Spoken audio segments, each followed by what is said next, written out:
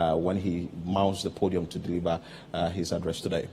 I mean, Philip, interesting times we are in as a people. I mean, in 2022, when the president went to Parliament for the State of the Nation address, he was quite clear in his mind that, I mean, he understood the anxiety we were at the time, considering everything that had happened. And for him, he had a plan as to take Ghanaians out of that anxiety. Mind you, at that time, the e-levy had just been passed, and the hopes and aspirations really of government to salvage the economic situation at the time was banked on whether or not the e-levy will succeed. So, I mean, the president in his opening remarks mentioned it clearly that he felt that there was some level of anxiety, and it was understandably so. But government, after coming through COVID very strongly, was resolute in their plans to ensure that they are able to take very concrete decisions to help the country come out of all of those economic challenges at the time. You look back at the 2022 budget statement, the 2022 State of the Nation address. It was heavy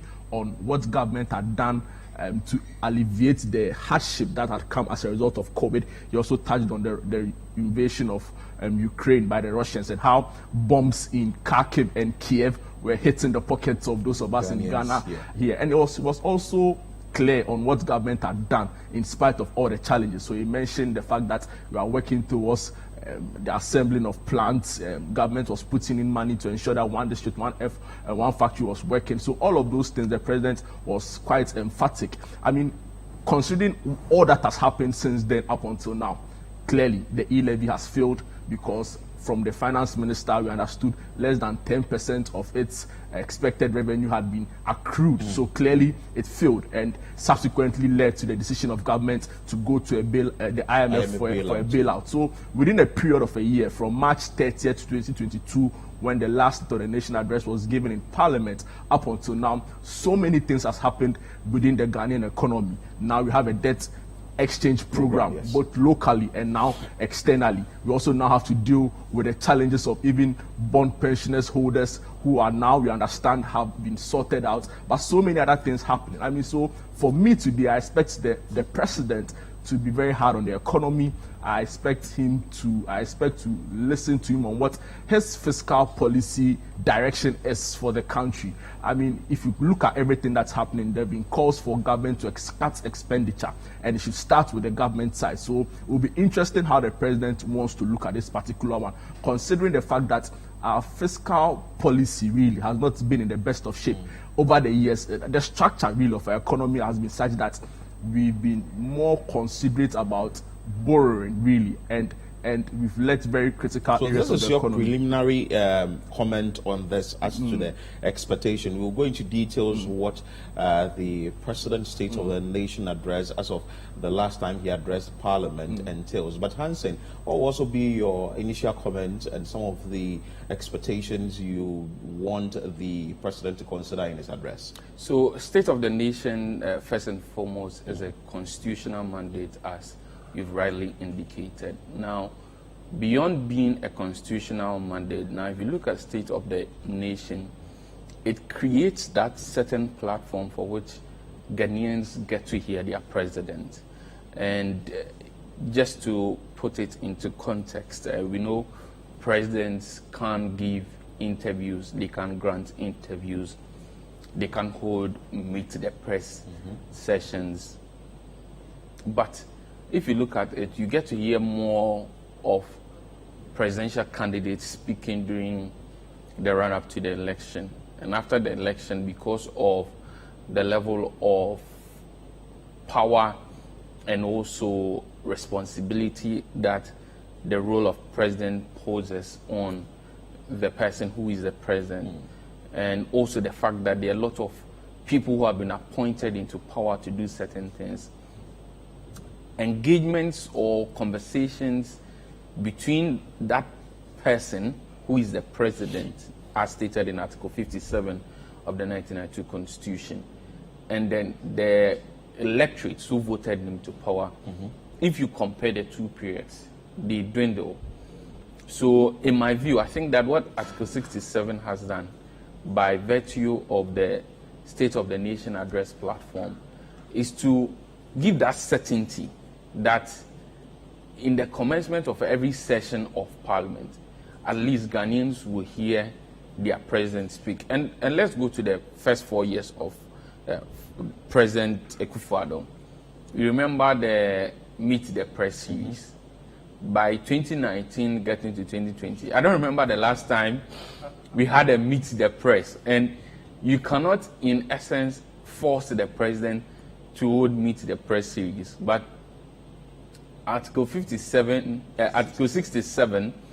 is a mandate that the president must adhere address to. Parliament. If he does not address Parliament and he faults in that, that can be a reason for which somebody can go to the Supreme Court and seek interpretation to say that the president has not adhered to his constitutional mandate. Okay, and so before we are still going to have more conversation on this, but we understand that President Akufo-Addo will be speaking soon, so we will cross over to Parliament, bring you live feed there. When we come back, we will have more conversation on what his address will entail.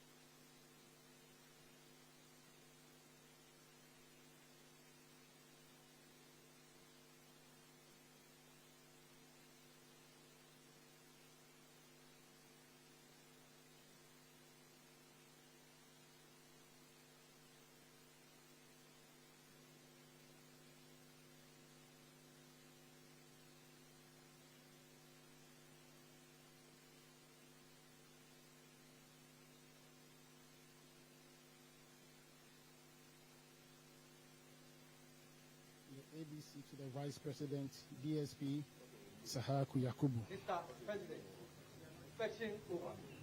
I have your permission to carry on. And the ADC to the Speaker of Parliament.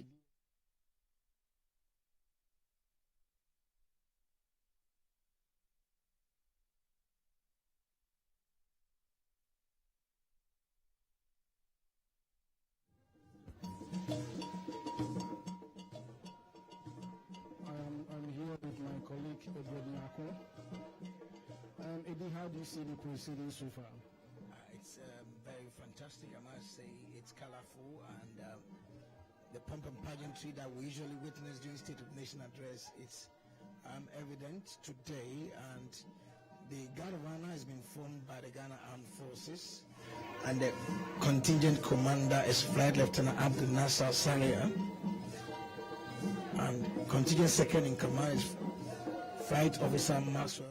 So preparations are still underway for the president to begin his State of the Nation address, but we still have some conversation in studio as we wait for the president to mount the podium and deliver the House. In our shots previously, the president was being received, which is customary when it comes to some of these things. We know that he'll be received in Parliament. He is a former member of Parliament, and if you go through previous statements that the president have made, essentially he's giving acknowledgement of the nostalgia that comes with it as a former president himself being there. So in our shot, you can see the Speaker of Parliament receiving President Akufo-Addo.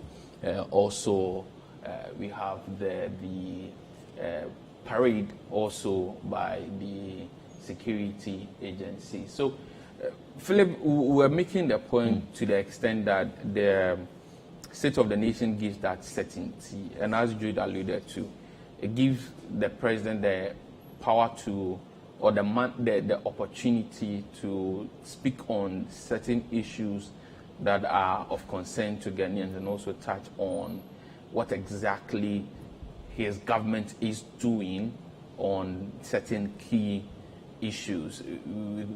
And if you look at it clearly, now we are in March, so the president is coming to give the State of the Nation address. 3 months from now, we'll most likely be having the finance minister going into Parliament for the mid-year budget review. So usually what we've also seen is that the president has used the platform to give an indication of policy direction for the future. So sometimes there are some policy initiatives that have monetary attachments. The president will make the policy announcement, and then either in a media budget review or in a budget review or through a bill to Parliament, you get to see that some of these things are made into the budget. Now, also, former President John Mahama also has entered into the chamber. That is very interesting to have him. You know, he boycotted the Independence Day. His argument was that you get a lot of party flags there. Because we made as a jamboree. I'm sure he feels more comfortable. I mean, as a former member of parliament himself, as a former he just president. had some handshake with and it's very interesting to have the former president there. You remember in past State of the Nation addresses. I mean, it speaks to how far we've come as a people and how far our democracy has grown over the years. 30 years of democracy, I mean, it's not been to the level where we expect it to be. It definitely has its flaws. But I mean, moments like this bring your mind back to how far we've come as a people. Exactly. And it's very important that we appreciate that progress in some of these national conversations. So, I mean, a great gesture from the former President John Mahama. The last State of the Nation address, he wasn't there. That was on record. Former President John Agyemang Akufo-Addo joined virtually. The president acknowledged it in his address. So, I mean, it's great to see some of these things, especially considering the kind of the vow really with which some of our politics can get. And I think that even in this period that we had a lot of issues with the economy, DDA coming up, the economic management team. So maybe the former president is also there to throw his weight behind and after just launching to see whatever he was going to talk about. And it tells you how progressive we can be as a people. Mind you, in 2020, the minority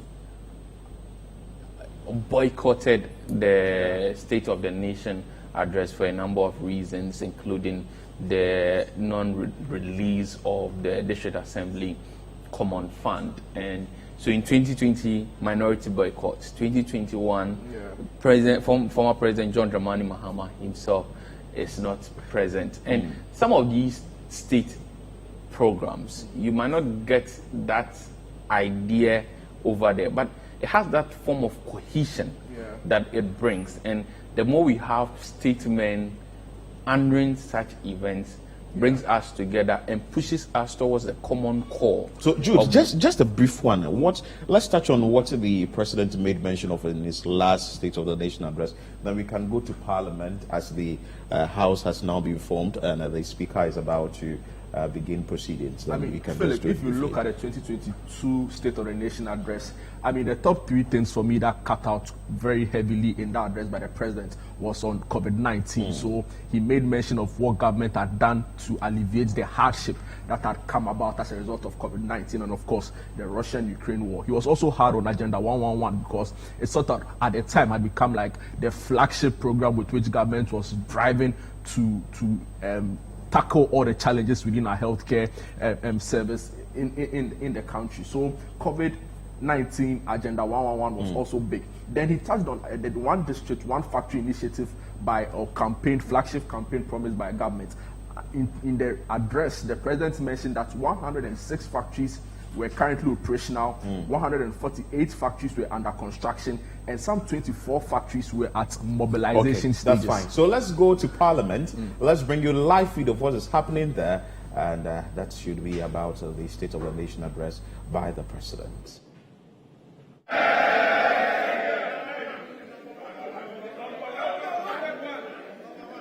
His Excellency the President is here in accordance with Article 67 of the Constitution of the Republic of Ghana to deliver a message on the state of the nation to this honorable House.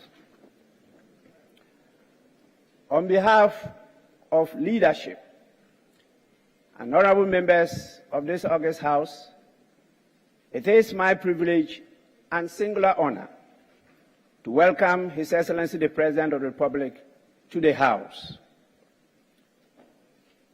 Honorable members, Before I invite His Excellency the President to deliver the message on the state of the nation, I shall recognize the presence in this august chamber of the following distinguished ladies. We are blessed with the presence of the following persons: Her Excellency Mrs. Rebecca Akufo-Addo, First Lady of the Republic.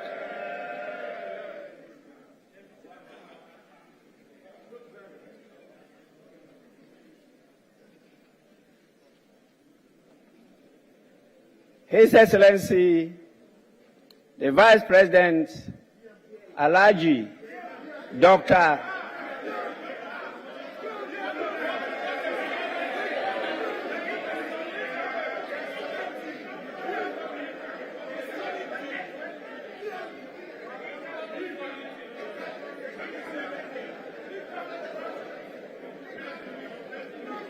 Honorable members,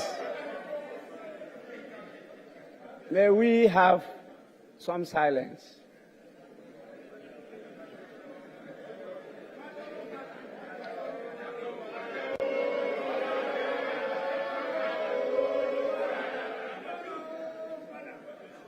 His Excellency, the Vice President, Alhaji Dr. Mahmudu Bawumia.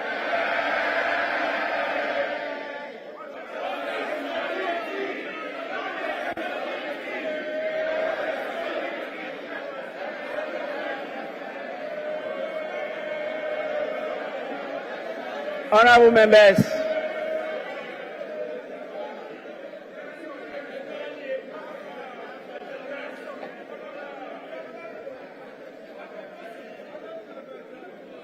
we have with us Your Lordship, the Chief Justice, Justice Enim Yebua.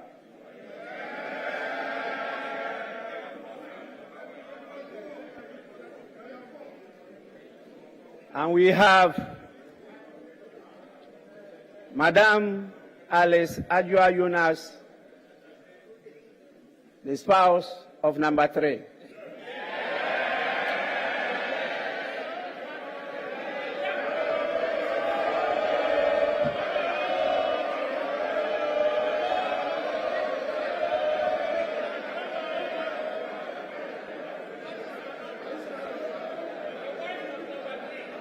Honorable members, we have the Honorable Chief of Staff, Madam Frema Osei Opare.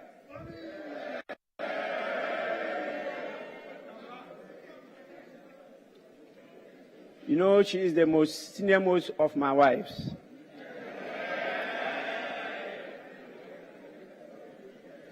We also have the distinguished Chairman of the Council of State. You know very well, this gentleman has been with us for some time. Nana Otuo Sribwa, and members of the Council of State.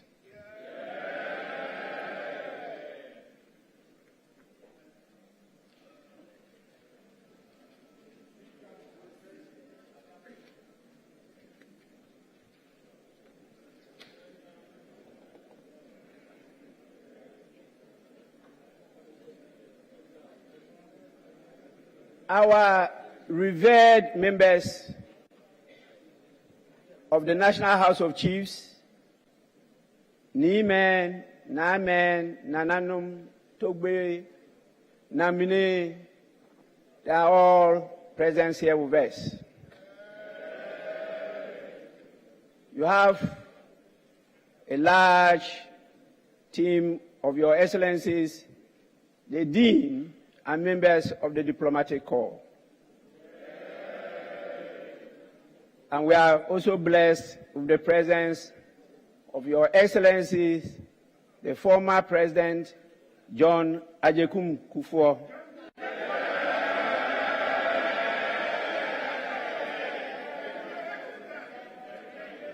And we have Your Excellency, the former President John Dramani Mahama.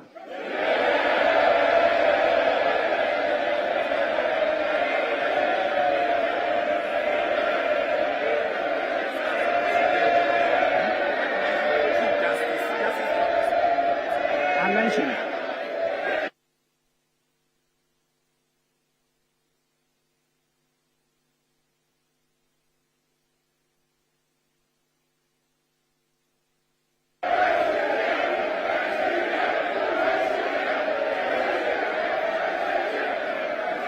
Honorable members,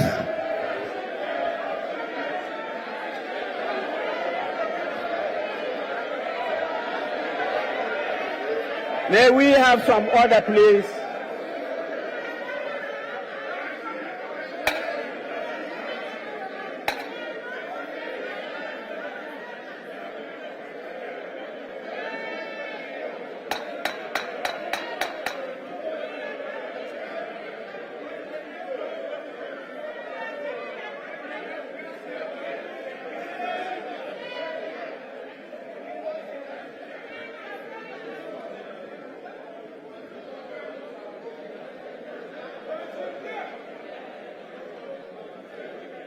Honorable members, let me, before I proceed, apologize to my lords,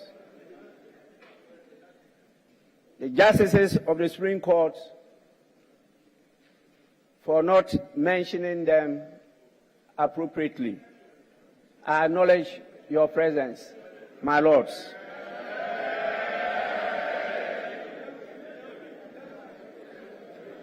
We have also with us distinguished heads of our independent governance institutions, such as the National Media Commission, the National Commission on Civic Education, the Electoral Commission, the Audit Service, the National Commission on Human Rights and Administrative Justice.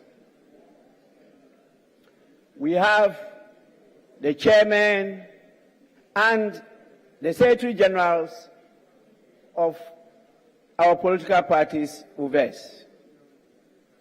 I'm sure with their support, we'll keep you well disciplined inside here.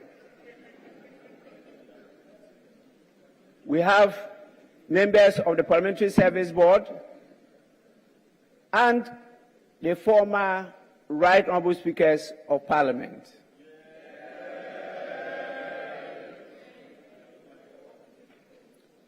We have our distinguished former clerks to Parliament, particularly the veteran SN Dakwa, who started it all with KN Ayinsu before we gained independence. He is here with us.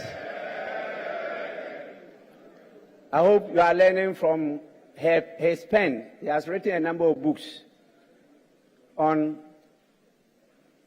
how Parliament works. We have our development partners with us, and also representatives of various civil society organizations. You know, on a daily basis, we have a very important partner present in the House and also in all our constituencies. I'm referring particularly to our friends from the media. They are here with us. And whatever you do here will be linked to your people in your constituencies. It's not a reminder to be of good behavior, but you know what that means.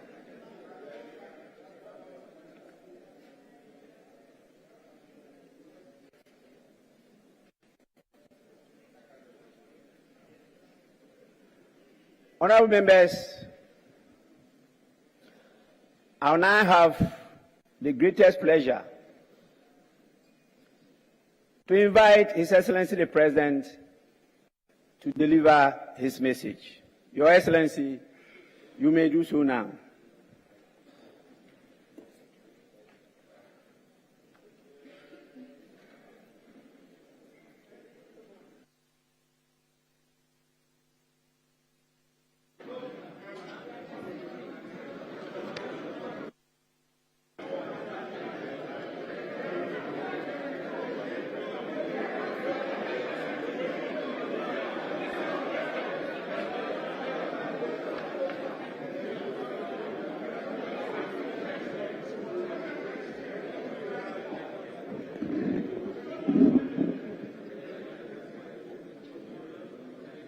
Mr. Speaker, I'm glad to be here in this august House to perform once again one of the most pleasant duties on the calendar of the President of the Republic. That is to give honorable members and the Ghanaian people a message on the state of the nation in fulfillment of Article 67 of the Constitution of the Republic. In accordance with protocol and convention, it is good to see that my wife, the First Lady, Rebecca Akufo-Addo, Vice President Mahamadou Bawumia, the spouse of Mr. Speaker, Mrs. Alice Adjoa Jonas Bagben, Chief Justice Kwesi Enin-Yeboah and Justices of the Supreme Court, Chairperson Nana Akufo-Addo II and members of the Council of State, Chief of Staff of the Office of the President, the Honorable Akusia Frima Osei Opare, and officials of the Presidency, the Chief of Defense Staff, Vice Admiral Seth Amoama, the Inspector General of Police, Dr. George Akufo-Dampare, and the various service chiefs are all present. Mr. Speaker, the House is also duly honored by the welcome attendance of the former Presidents of the Republic, Their Excellencies John Agyekum Kufuor and John Dramani Mahama. The former First Lady, Her Excellency Nana Akufo-Addo Rawlings, and the Dean and members of the Diplomatic Corps. Mr. Speaker, it is the 8th of March today, and that means it is International Women's Day, the day set aside globally to honor all women. Please allow me to acknowledge and appreciate the significance of the day and heartily congratulate women all over the world, and especially women in Ghana, for the role they play in realizing the dreams, cares, and aspirations of humankind. Ghana, for the role they play in realizing the dreams, cares, and aspirations of humankind and of this great nation. The presence of women leaders at both the local and national fronts have advanced rights, enhanced equality, and in general, improve the living standards and quality of lives of all concerned, including that of men. The theme for this year recognizes and celebrates women who are championing the advancement of transformative technology and digital education. Mr. Speaker, apart from my own personal fond memories as a member of this House, Parliament stands as a symbol of our democracy and its values. It stands as a reminder to all of us that our country has chosen to travel on the path of democracy, and at the heart of that journey is the idea that the government can only govern with the consent of the people. Mr. Speaker, it is important that we stress this point Because after 30 years of democratic practice, we may be tempted to take it for granted. We need to remind ourselves that our compatriots, the majority of whom are in their early adulthood, have no personal recollection of the struggles that got us to this point in our development. In the same way that only a small percentage of our population can recall life under colonial rule, similarly, the memory of dictatorship, one-party rule and military rule is receding into the dim past, and the struggles that have brought us so far are disappearing into the recesses of history. However, because Parliament directly represents the citizens of our nation in this hallowed chamber, it will always be the reminder of those struggles. It is important we never forget that democracy is not a static achievement, but a process that needs continuous nurturing. Indeed, Mr. Speaker, we must remind ourselves that in our country's political history, it is the restoration of Parliament to its proper place that has always symbolized the restoration of power to the people. And dare I say that when constitutional rule is interrupted, it is Parliament that is shut down. The other arms of government continue to operate. 30 years ago, this House convened for the first time to mark the commencement of the Fourth Republic. The early years of the return to democracy were fraught with challenges. The minority side in Parliament today presides as the Speaker. This is no mean achievement. Given the way the numbers shaped up in the House after the 2020 elections, many cynics and skeptics predicted a doomsday scenario for this Parliament. But instead of a meltdown, we have witnessed considerable cooperation and unity of purpose among all parties and factions. This is to a large extent a measure of the maturity of our political culture and democracy. We will need even more of such bipartisan maturity to meet the challenges confronting us at this time. Today, we live in a country in which we enjoy complete freedom of expression, freedom of association, freedom of assembly, freedom of religion, and political affiliation. Indeed, freedom of speech has now reached such heights that even members of the diplomatic corps feel able to join in our national discourse and pronounce on matters that will be problematic for Ghanaian diplomats in their countries of origin. Nevertheless, Mr. Speaker, it seems to me the important thing in our free speech environment is actually to try and hear each other instead of raising the decibel level of our individual points of view.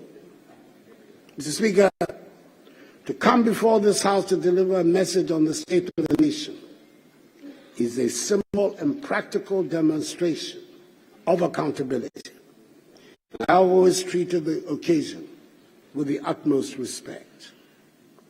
This address offers us, as usual, the opportunity to provide an honest assessment of our country's situation and seek the support of all in addressing it with hope and confidence. Mr. Speaker, when we make it an assessment, is a symbol and practical demonstration of accountability.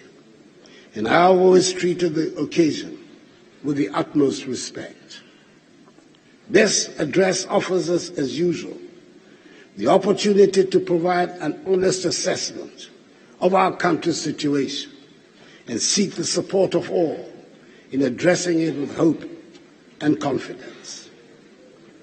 Mr. Speaker, when we make an assessment of what the state of the nation is, it would necessarily have to include what state it was in yesterday, the state it is in today, and what state it will be tomorrow, based on reasonable grounds of expectations. How far back should we be looking to make a judgment on the state of affairs today? Mr. Speaker, I believe that the issue above all that is quite properly dominating the concerns of all Ghanaians is the gravity of the economic situation of our country and how we can quickly stabilize the economy and work our way back to the period of rapid economic growth. Our currency has been buffeted, our inflation rate has been very high, and for the first time in our lives,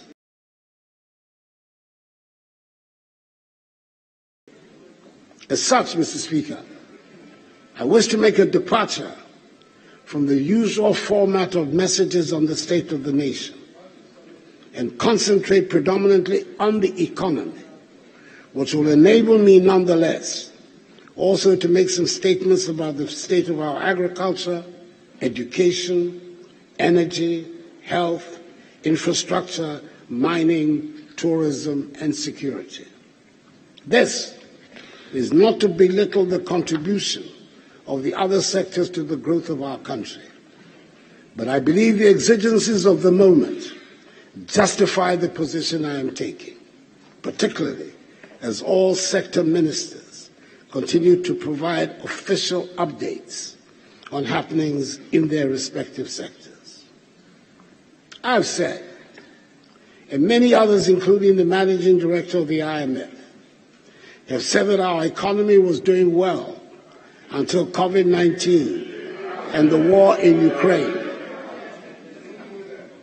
was doing well until COVID-19 and the war in Ukraine took us off course.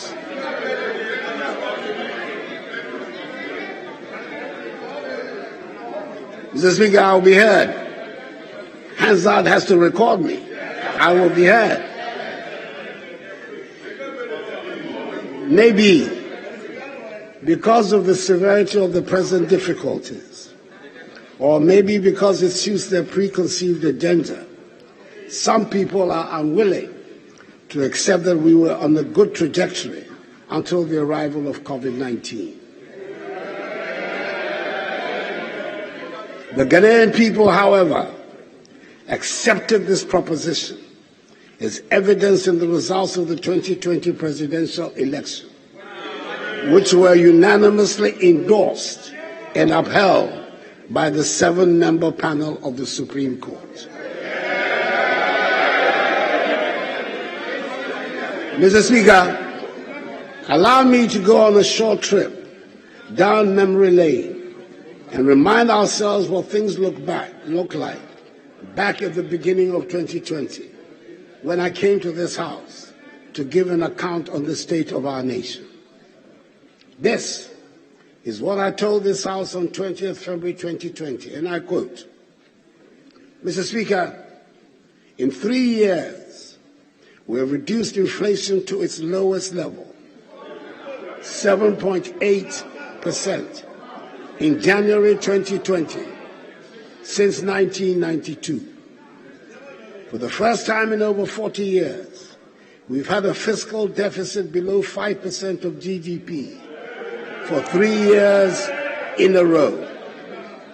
For the first time in over 20 years, the balance of trade, that is the difference between our exports and imports, has been in surplus for 3 consecutive years. Our current account deficit is shrinking, interest rates are declining, and the average annual rate of depreciation of the cedi, as it is lowest for any first-term government in the Fourth Republic. Our economic growth has rebounded to place Ghana among the fastest-growing economies in the world for 3 years in a row, at an annual average of 7% GDP growth, up from 3.4% in 2016, the lowest Honorable in members, 3 please, decades. may we listen in silence. Sovereign credit rating agencies have upgraded our ratings and also improved the outlook for this year, notwithstanding the fact that it is an election year, unquote. Mr. Speaker, that was where we were at the end of February 2020.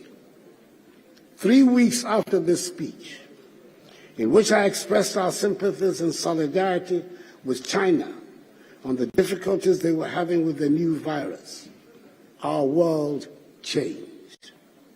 The virus I refer to arrived in our country and in the rest of the world with a vengeance. Within weeks, we were in the middle of a lockdown. Our airports and land borders were closed.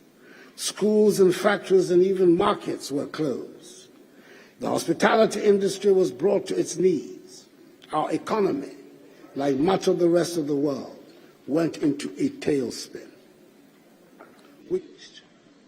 The virus I refer to arrived in our country and in the rest of the world with a vengeance. Within weeks, we were in the middle of a lockdown. Our airports and land borders were closed. Schools and factories and even markets were closed. The hospitality industry was brought to its knees. Our economy, like much of the rest of the world, went into a tailspin. We took many decisions and we did many things which, according to the science, were the most reliable and trusted ways to save lives and livelihoods at the time, which may look strange and unnecessary today, but that is from the safe perspective of not waking up to check on the COVID-19 infection or death rate. Indeed, there were some who suggested that we cancel the national identification registration exercise and even postpone the 2020 general elections. Who would have thought that today anybody will be questioning the fumigation of schools and markets? I recall vividly the straight talking I received from a group of our most eminent physicians and other scientists on the urgency of fumigating all public spaces, including offices, schools, hospitals, markets, churches, and mosques. The few who could afford it even fumigated their own homes. Today, the science might be that such measures make no difference to the spread of the virus, but criminality or reckless spending cannot be ascribed to the decision to undertake such measures. Mr. Speaker, you might remember that we could not produce Veronica buckets fast enough. Today, it is not an obligatory item on anyone's list of purchases. In dealing with the crisis generally, I did not meet anyone brave enough to suggest the considerations of money should be a hindrance to anything we needed to do in the fight against the virus. I was, and I am grateful that the people of Ghana rose to the occasion, and together we went through the crisis and came out well by defying the doomsday predictions about the inevitability of dead bodies on our streets. I'm grateful that we saw the wisdom in helping each other, and I thank those who contributed their expertise, time, and energy to the fight against the virus. And I thank those who contributed to the COVID-19 fund that was set up to help us meet some of the expenditures. The economic consequences from the pandemic have been devastating. Mr. Speaker, it is precisely because the economic fallout from the pandemic is so widespread and long-lasting that it is important to show clearly that the COVID-19 funds were not misused.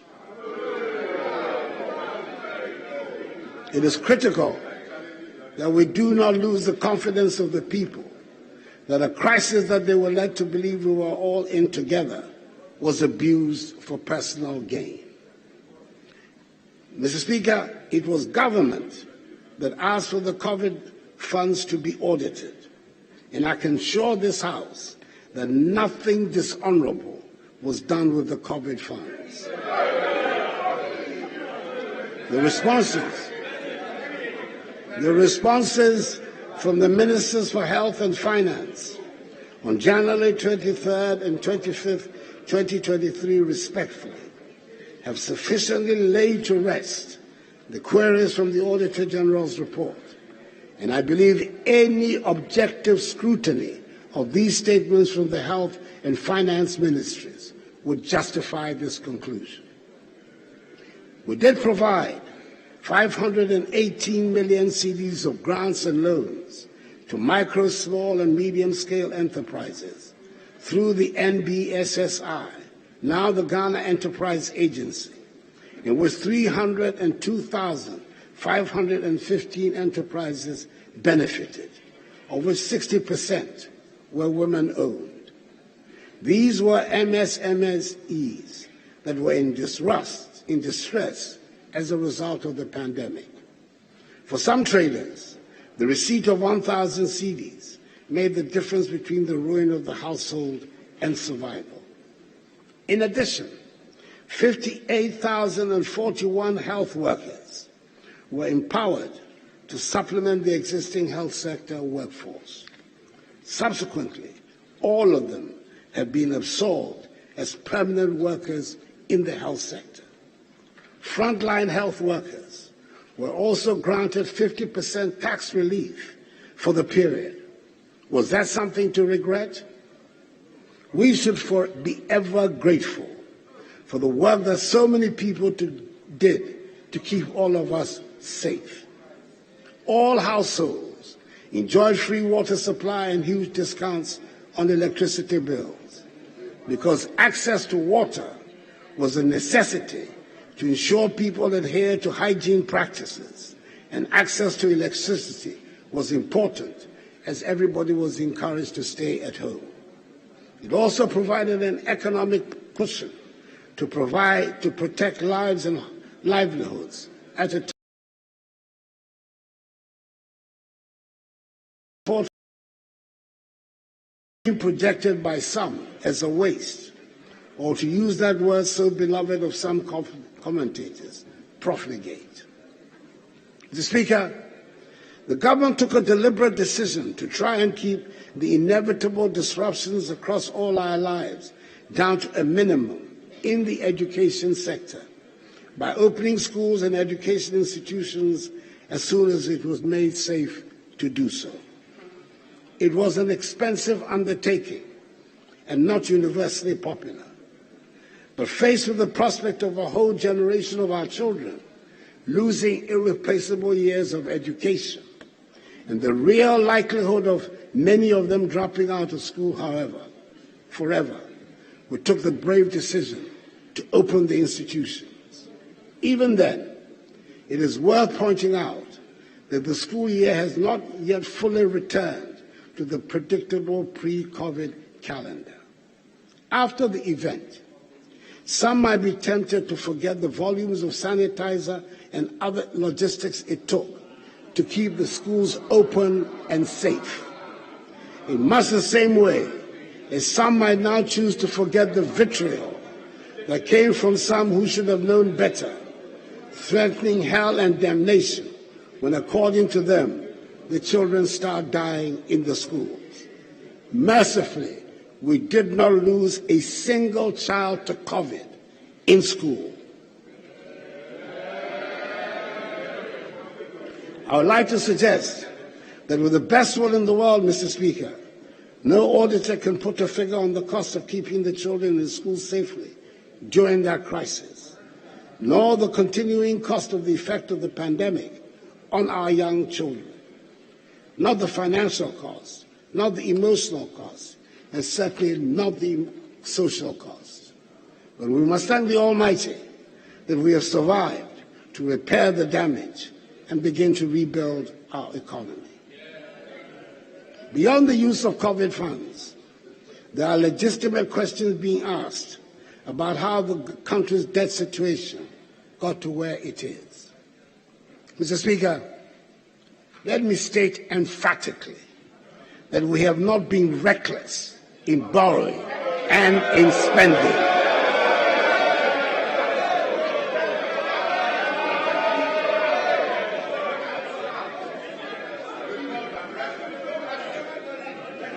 Honorable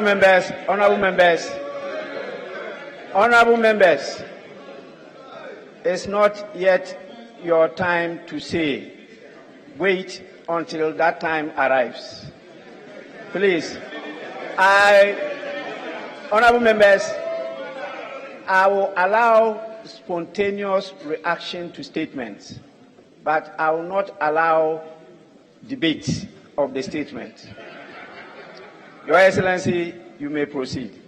It is worth noting that the debts we're serving were not only contracted during the period of this administration. Mr. Speaker, we have spent money on things that are urgent, to build roads and bridges and schools, to train our young people and equip them to face a competitive world.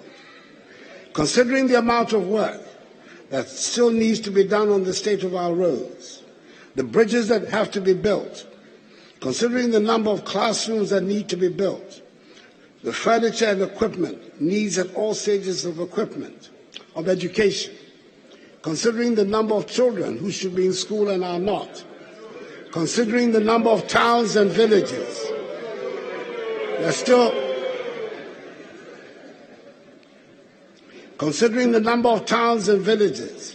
still do not have access to potable water, I dare say no one can suggest we have overborrowed or spent recklessly. Yes, I've been in a hurry to get things done, and this includes massive developments in agriculture, education, health, irrigation, roads,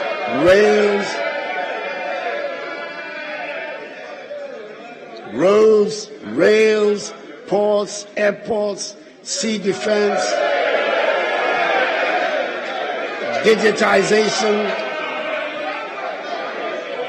social protection programs, industrialization, and tourism. We can be justifiably proud of the many things that we have managed to do in the past 6 years. As I go around the country, I hear the pleas for more roads, schools, hospitals, and as the rainy season comes, I wish, as every other Ghanaian does, that would have built more drains than we have. And I wish we have the resources to do more. Now, Mr. Speaker, I'm proud of the amount of work that we have done, especially in the road sector. Roads constitute the largest number of questions asked in this House by members of Parliament. A large amount of the monies we borrow are for road construction. Shall we dare stop constructing roads?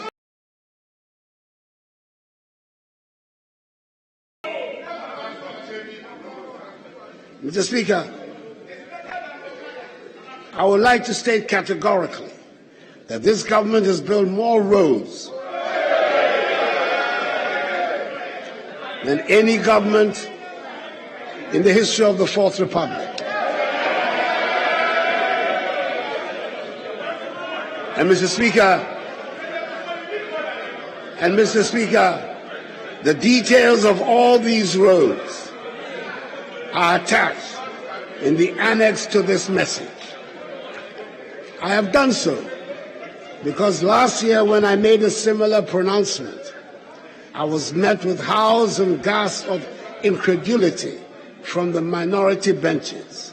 And so I thought it appropriate this time to present it as an annex to the statement.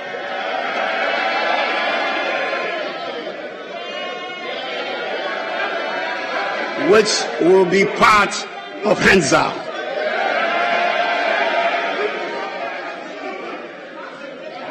Beyond the construction of roads, Mr. Speaker, this MPP administration has implemented successfully a national identification system with the Ghana card, constructed more railways than any government in the Fourth Republic, established the Zongo Development Fund to address the needs of Zongo and inner city communities.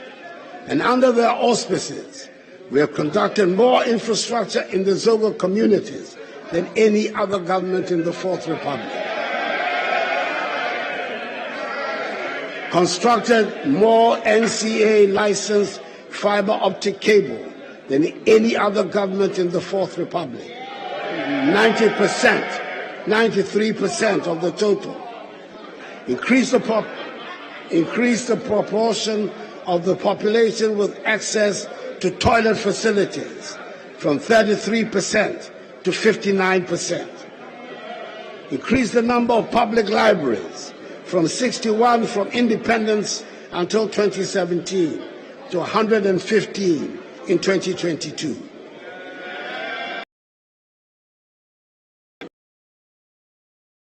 Etc. to security services than any other government in the Fourth Republic. We have successfully implemented the digital address system, improved significantly the financing of governance and anti-corruption institutions like the Ministry of Justice and Office of the Attorney General, the National Commission for Civic Education, SRAD, EYOCO, and the Office of the Special Prosecutor. Implemented the One District, One Factory initiative. In 4 years, 106 companies are in operation under 1D, 1F. 148 factories are under construction. This is the largest expansion of that sector since independence. Constructed more fish landing sites than any other government in the Fourth Republic. Established Africa's first national-scale electronic pharmacy platform. Provided free Wi-Fi to 700 senior high schools, 46 colleges of education, 260 district education offices, an initial successful pilot of 13 public universities. Introduced drones in the delivery of critical medicine, vaccines, and blood to people in remote parts of the country. And today, Ghana has the largest medical drone delivery service in the world, with zipline distribution centers in Ominako, Upenya, Vobsi, Sefirioso, Ketekrachi, and Enum, and overseen an improvement in revenue collection with the introduction of an e-VAT and e-invoicing system. For example, figures from 19 tax-paying companies onboarded onto the e-VAT system reveal total recorded monthly sales increasing from 222 million CDs in November 2021 to 720 million CDs in November 2022.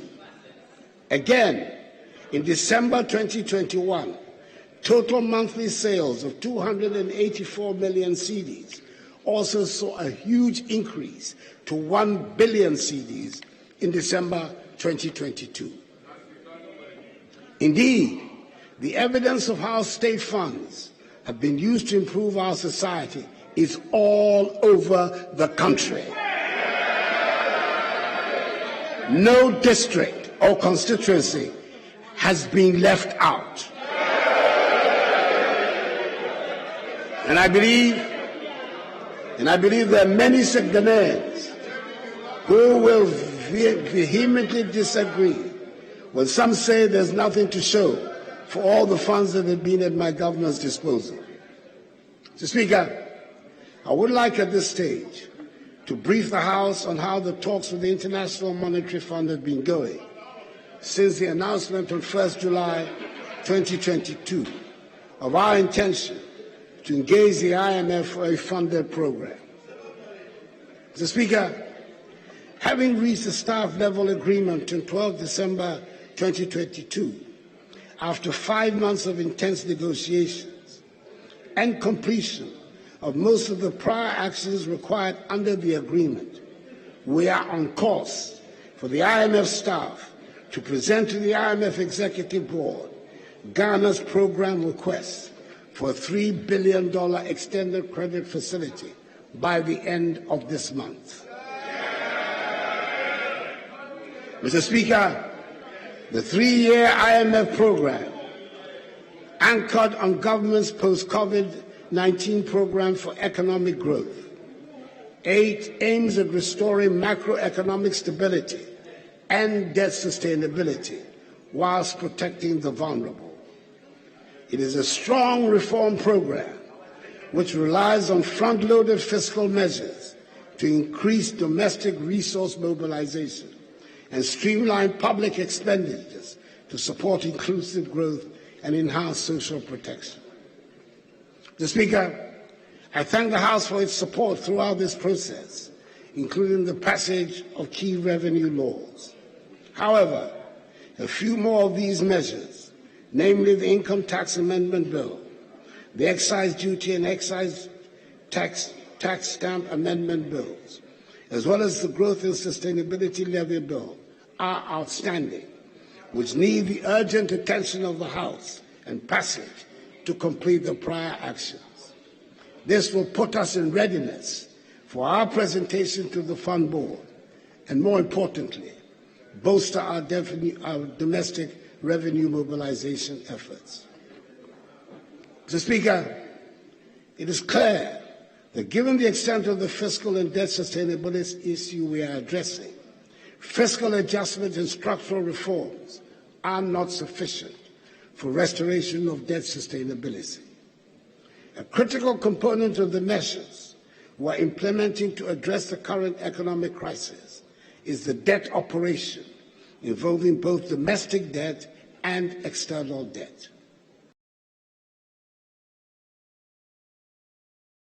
Path by 2028 by reducing the debt to GDP ratio on a general classification basis and in present value terms from 103% in 2022 to 55% by 2028, and reducing the external debt service to revenue ratio from 29% in 2022 to 18% by 2028.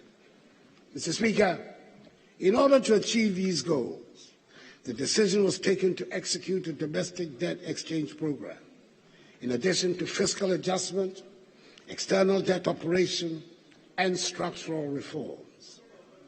The participation rate of 85%, representing tendered bonds of 83 billion cedis out of the total eligible bonds of 97.7 billion cedis, constitutes significant success for the DDE program. The 83 billion cedis bonds that were successfully tendered also represent 64% of the outstanding domestic debt of 130 billion cedis at the end of December 2022, as pension funds have been expressly exempted from the DDEP. I want to take this opportunity to thank organized labor, pensioners,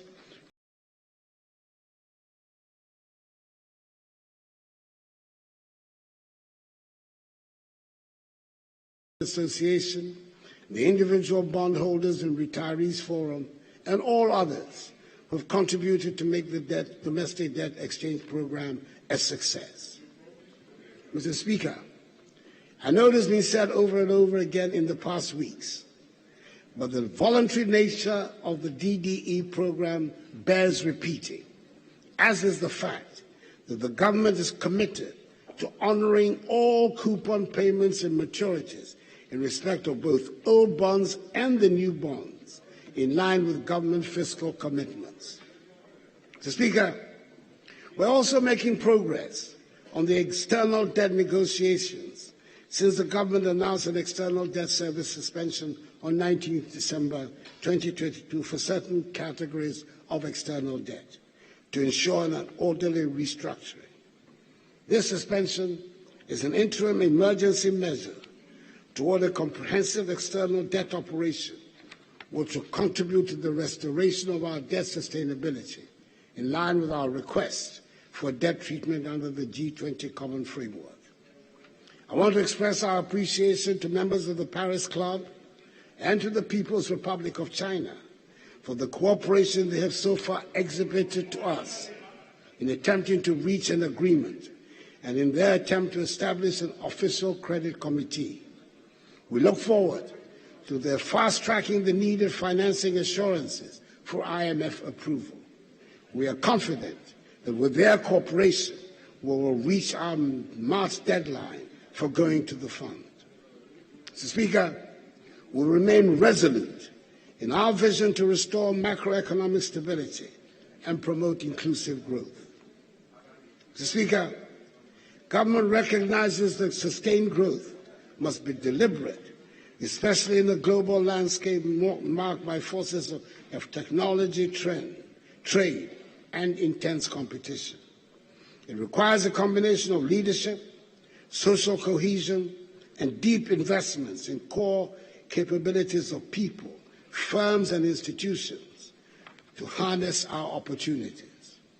That is why, together with our private sector counterparts, we're anchoring Ghana's medium-term growth drivers on competitiveness, integration, adaptation, and digital innovation, all aimed at raising per capita GDP from the current $2,500 to $4,500, aligning with the Ghana Beyond Aid Charter by 2020.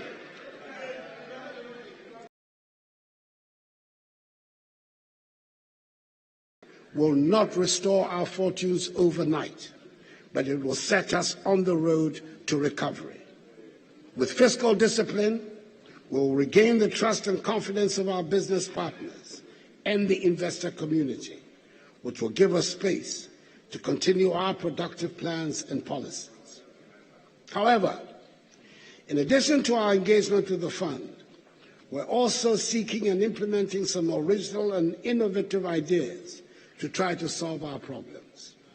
For example, the Gold Purchase Program by the Bank of Ghana and the Gold for Oil policy are creative uses of our resources, which are already bearing fruit.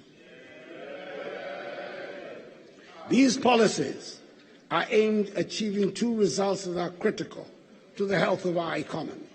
Firstly, they'll help us preserve foreign exchange, especially the US dollar. And secondly, they will enable us to stabilize the price of oil products, such as petrol and diesel, on the domestic market. We have already seen some success on both fronts, with the price of US dollars and petroleum products falling since we announced the policy and began to implement it. The average price of petrol at the pump, which had risen to 20 cedis a litre in the middle of December 2022, is now 13 cedis and 80 pesos a litre. The price of diesel had risen to more than 23 cedis and 70 pesos a litre, and is now selling on the average at 13 cedis and 80 pesos a litre, which is a reduction of almost 10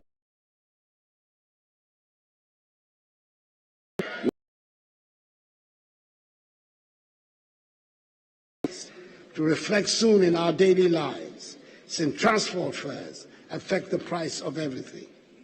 I hope the trend of prices going up and down, going up and coming down, become a regular feature of our retail economy. Prices.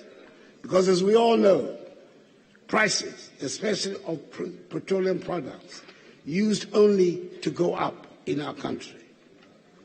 I do worry about the extraordinary expenditure on security at our borders, but we do not have a choice but to spend resources to keep our borders safe. We dare not compromise on the safety and security of our nation. And my first responsibility as your Commander-in-Chief is to keep all of us safe. Development is the safety and security of our nation and its people. The reality of the state of affairs in our neighborhood demands that the government goes to great lengths to ensure the security, safety, and stability of our nation. The threats of terrorism and violent extremism surrounding us require that we pay maximum attention to protecting our borders and working in collaboration with our neighbors to keep our country and the region safe. This is the prime motive for the Accra initiative, which is already yielding results. Mr. Speaker, I'm able to cite here some of the equipment we have provided the military to help them protect us all. Allow me to list a few. The Army has received 104 armored personnel carriers, 70 utility troop carrying vehicles, 20 armored vehicles, 85 assorted Toyota vehicles, 50 Ankai buses, 40 Jeep Jade vehicles, some explosive ordnance disposal equipment, large quantities of communications surveillance equipment, varying quantities of weapons, and 4 unmanned aerial vehicle systems. And the Ghana Navy has taken delivery of 4 offshore security vessels and 4 Zodiac boats. We've also continued the process of upgrading the housing needs of the security services. The Barracks Regeneration Project Phases 1 and 2, the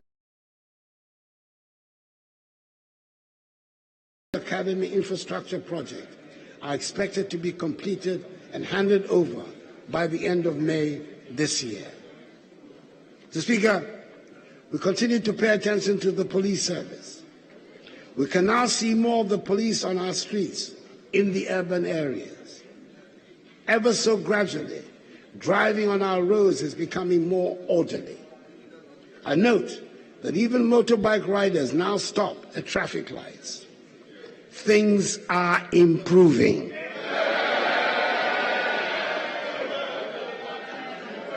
$504 housing units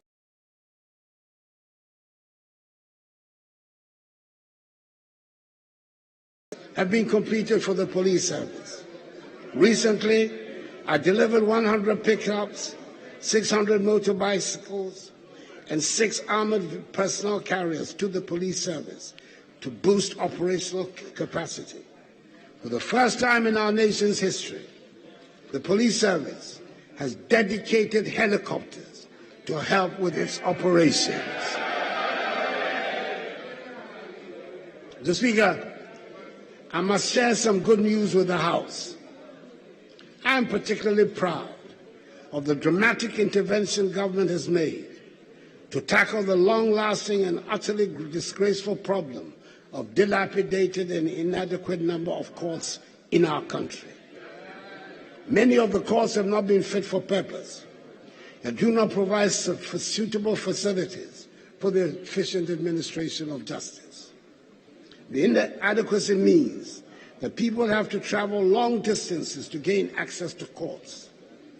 As someone who for years earned my living as a practicing lawyer, I have first-hand experience of the unacceptable state of courthouses around the country, and I'm glad to inform the House that we are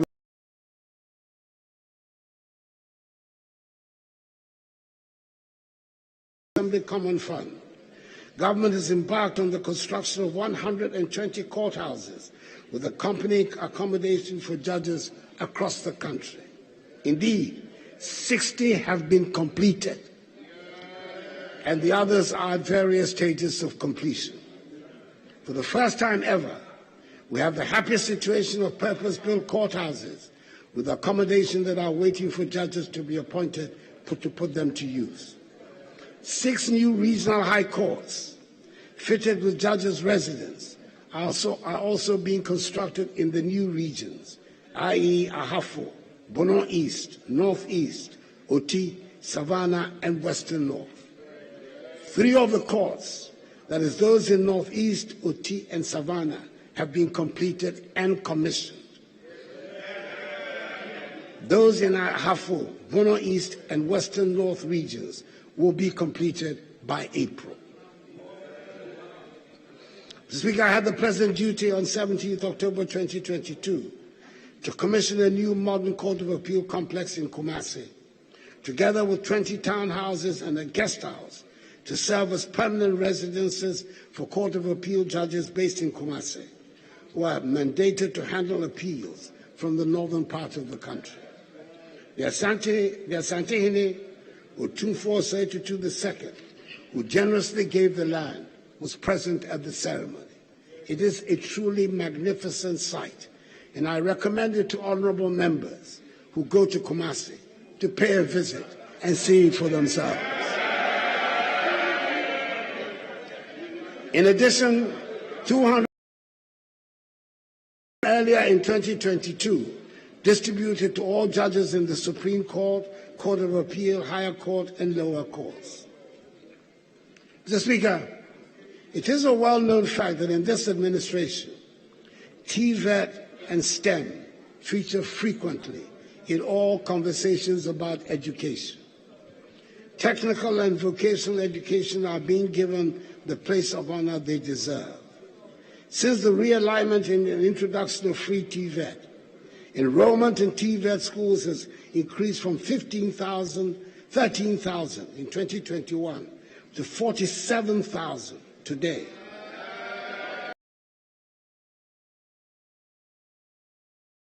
That will continue. In 2022, the TVET service recruited 3,400 staff, the highest in the history of TVET in Ghana, to accommodate this development.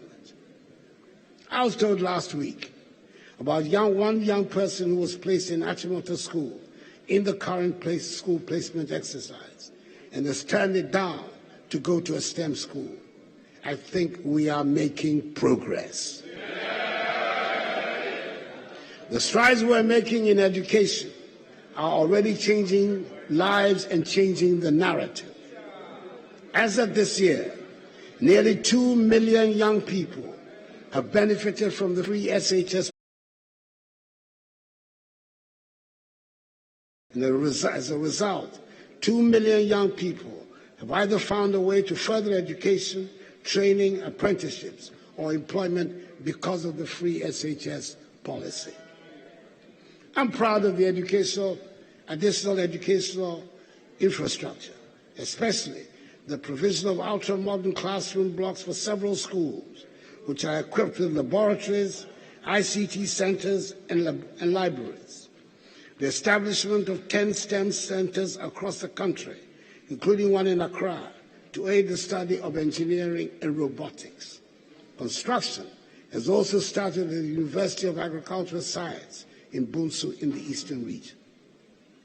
Mr. Speaker, apart from the enhancement of revenue and the judicious use of resources, we are all agreed that we need to do something about our huge import bill. Last year, I set up a 5-member ad hoc cabinet committee to work on a policy to enhance domestic production and export development with a 4-fold strategy. 1, reduce the country's import bill in the short, medium, and long term. Enhance domestic productive capacity in selected products. Generate widespread employment opportunities. And 4, diversify and expand our export capacity to Africa and beyond, especially through the vehicle of the African continent.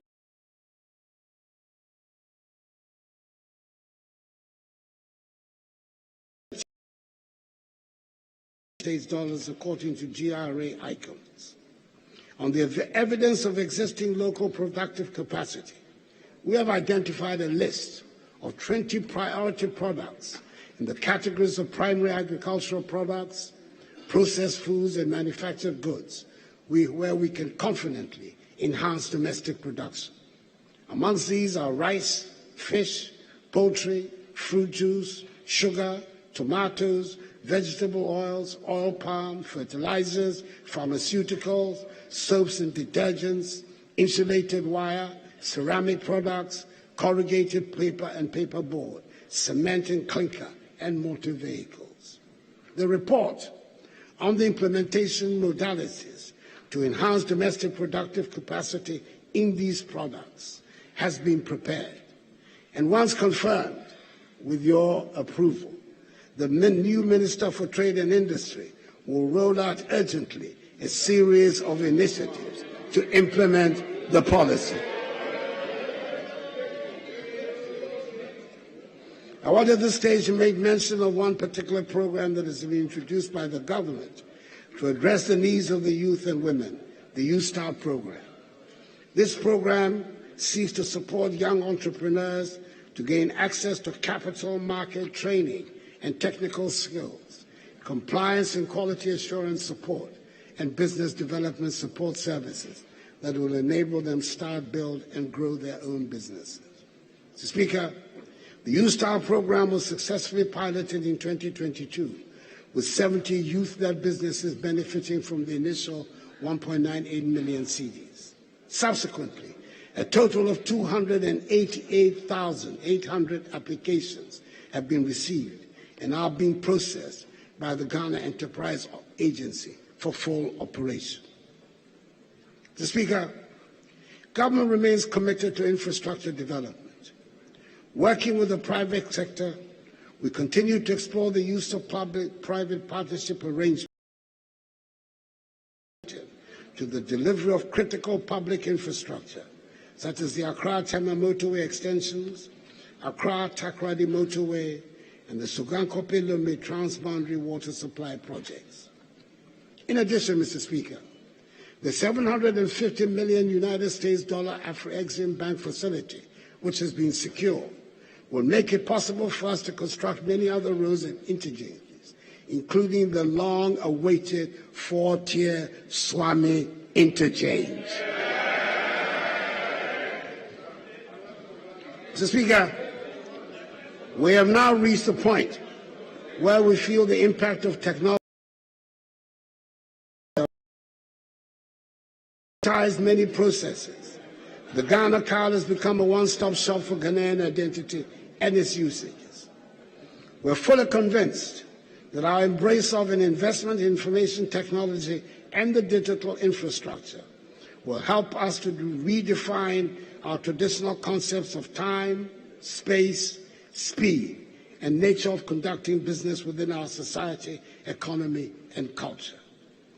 Information technology helps all segments of society to be integrated and transformed through connectivity, in facilitating the production, distribution, and consumption of information within the whole economy and society.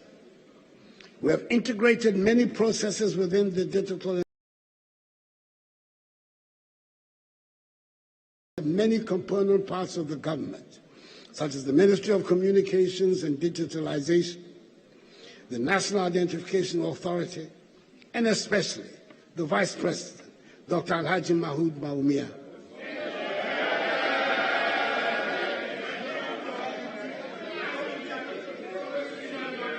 Who I understand has been nicknamed E. Baumia.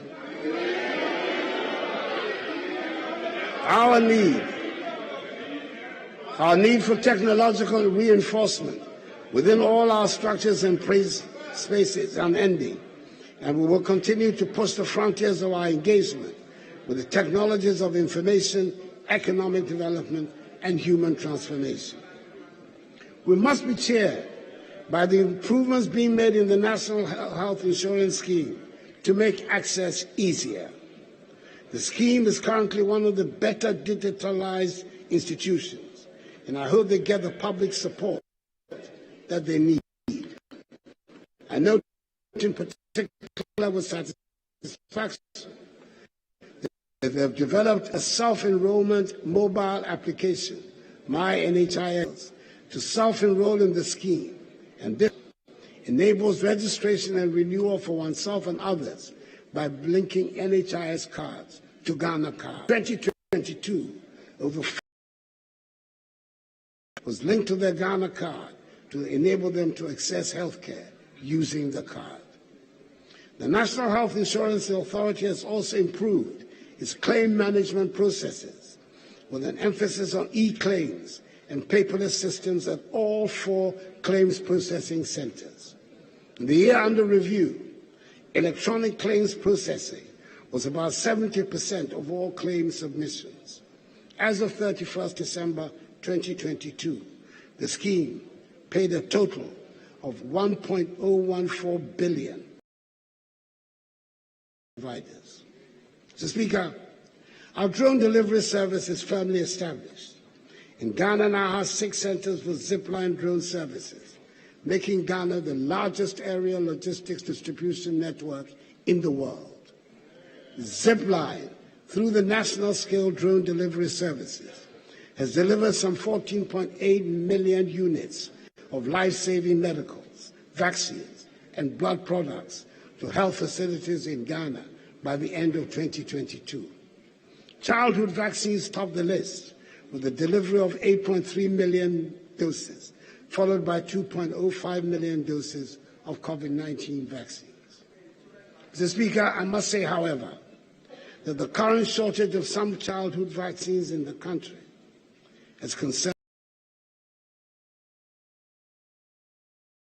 affect negatively Ghana's childhood immunization program, which has been recognized as one of the most successful in the world.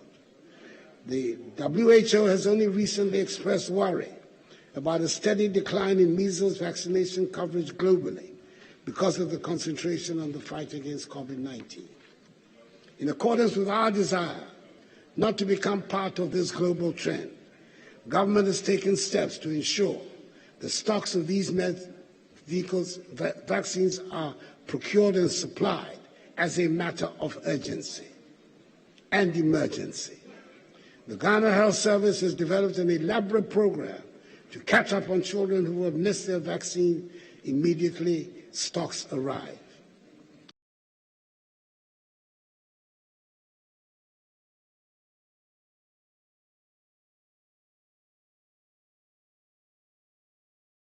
No child should be denied access to vaccination. Mercifully so far,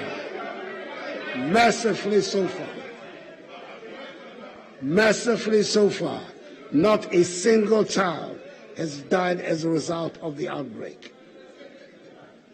This House has already passed into law the National Vaccine Institute Bill, which is yet to be brought for my assent. In the near future, this institute will ensure that no matter what happens to the global vaccine supply chain, we can produce our own vaccines locally. Mr. Speaker, government continues to prioritize agriculture as one of the driving forces for economic transformation. The experiences and lessons from the COVID-19 pandemic and the Russia-Ukraine conflict justify sufficiently our agricultural sector. Indeed, the sector recorded significant successes with an average growth rate of 6.28% from 2017 to 2021. This consistent growth over the period has translated into improved food security, job opportunities along agricultural value chains, and availability of raw materials for industry. To address the vexed issue of post-harvest losses, we have constructed some 65 warehouses, with the remaining 15 at advanced stages of completion.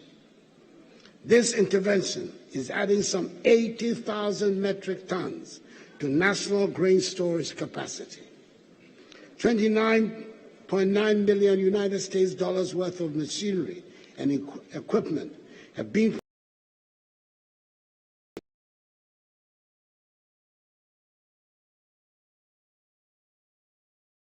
tractor and backhoe loader assembly plant in the Ashanti region, and continued capacity building of operators to ensure effective management and prolong the lifespan of agricultural machinery.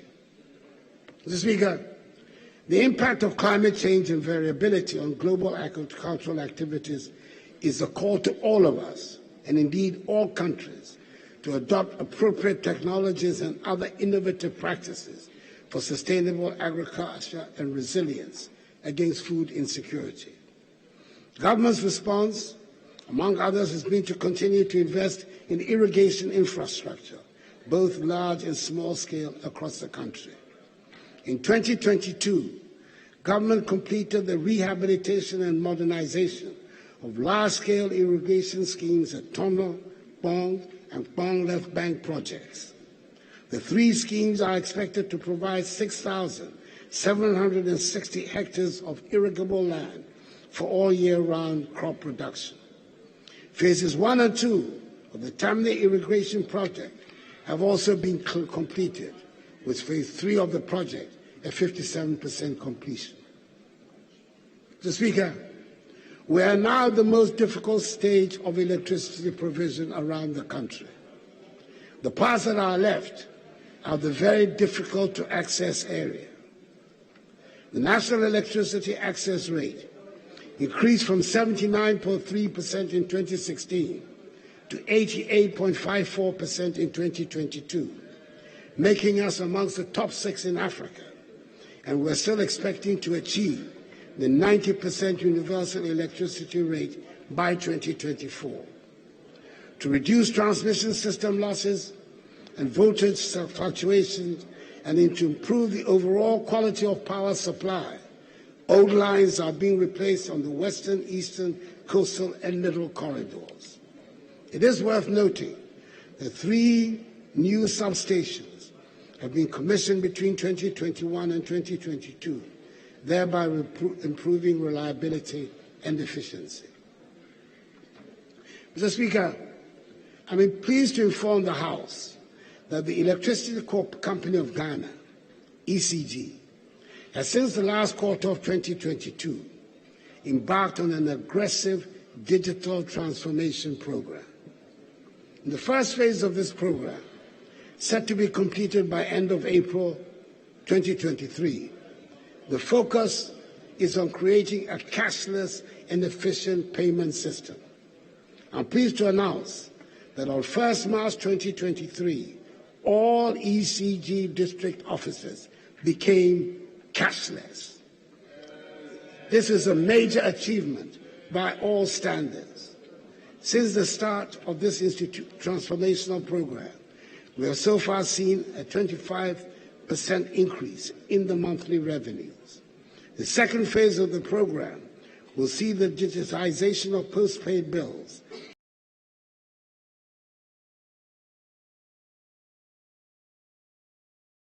increase the monthly revenues of ECG by some 40% before the end of this year.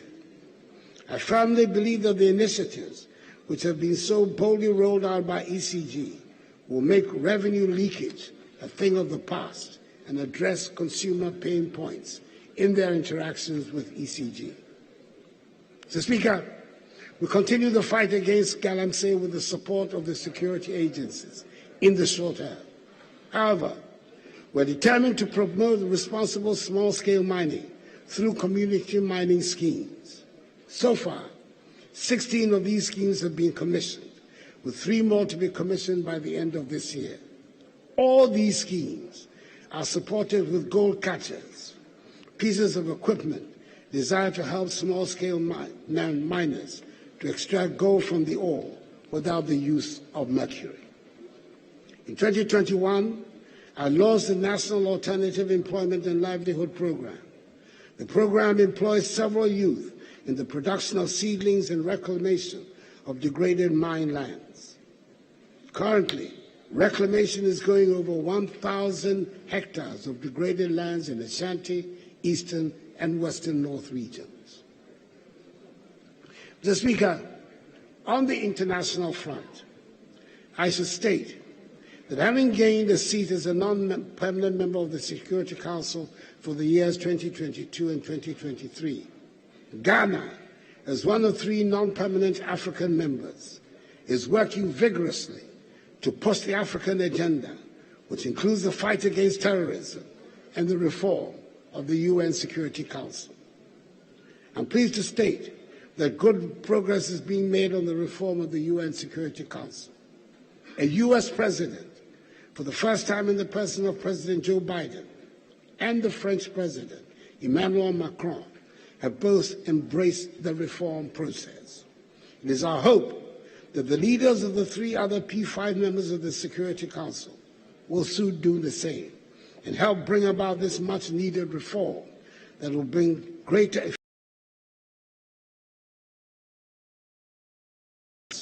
in the maintenance of international peace and security.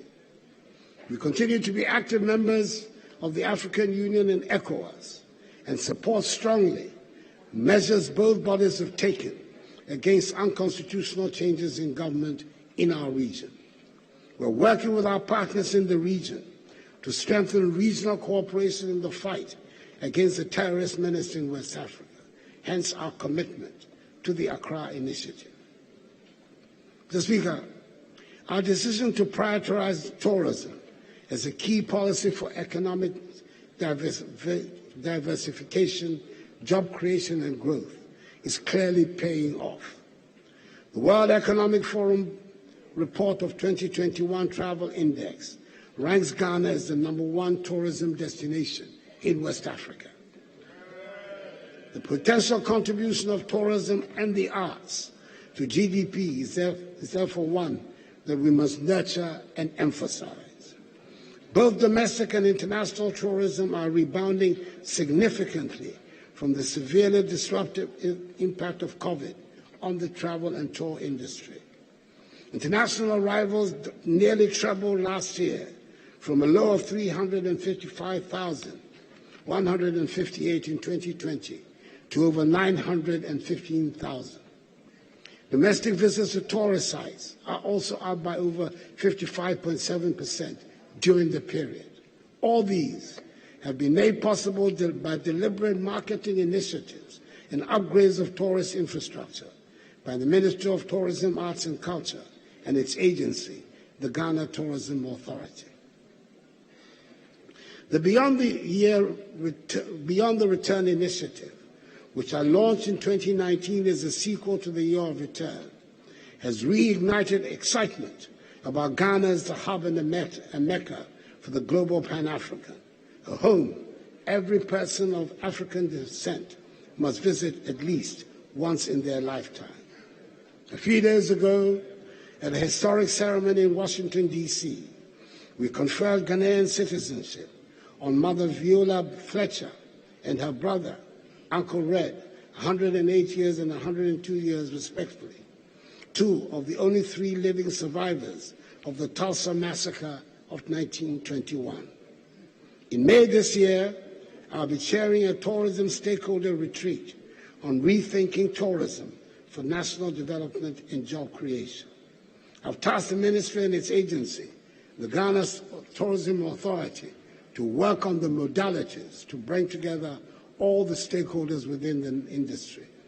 Over the next couple of years, my government will deepen even further our efforts to make tourism a strong primary source. Monday was 6 March, our Independence Day, and this year we had the main celebrations in the Volta region. I made the decision to rotate the Independence Day anniversary celebration in order to enhance the cohesion and unity of our nation and to make it clear to all segments of our population that we are all part of the One Ghana project.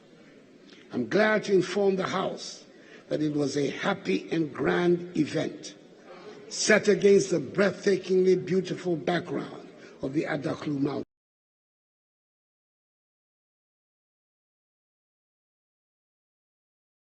Taking steady strides to become a more developed country.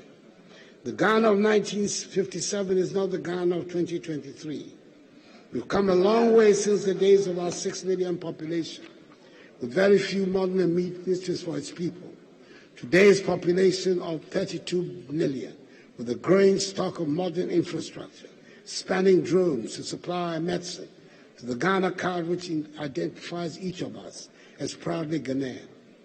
As President, I have championed the innovation of policies and the execution of projects that will help improve the quality of life of the Ghanaian people.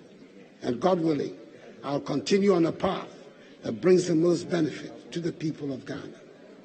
Mr. Speaker, things may be dire today. Nevertheless, we must count our blessings. Our petrol stations have fuel, and we're being spared long winding queues to fuel our vehicles. Our markets and shops are, by the grace of God, well stocked, and we have not been faced with the prospect of the rationing of basic necessities such as fruits and vegetables. Our children's schooling has not been interrupted. We've continued to provide free SHS, free TVET, and paid teacher and nursing training allowances. Our electricity supply has been consistent, and we have been spared the hardship of Dumsor during such a trying time. Our country continues to be stable and at peace.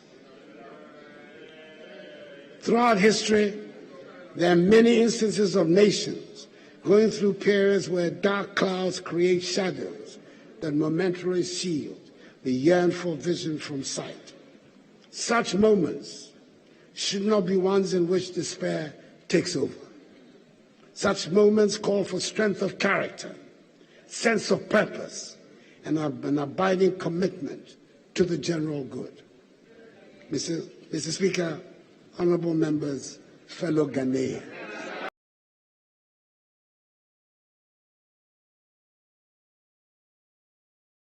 our capacity to overcome the problems that are before us. This is a phase, and with every fiber of my being, I am certain that this too shall pass. We have done it before, and we will do it again. May God bless us all in our homeland, Ghana, and make her great and strong. Mr. Speaker, I thank you for your attention.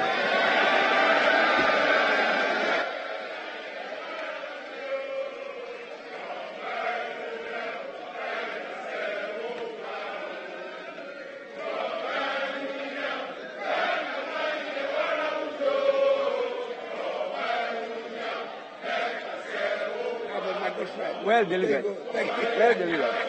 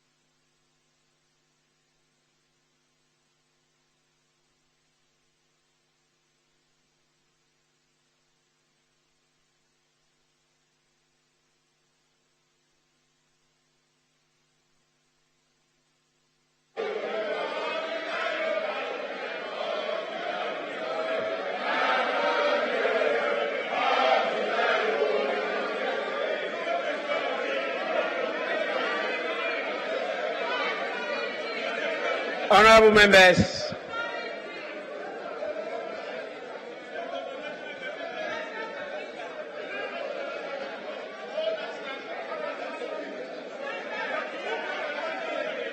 honorable members,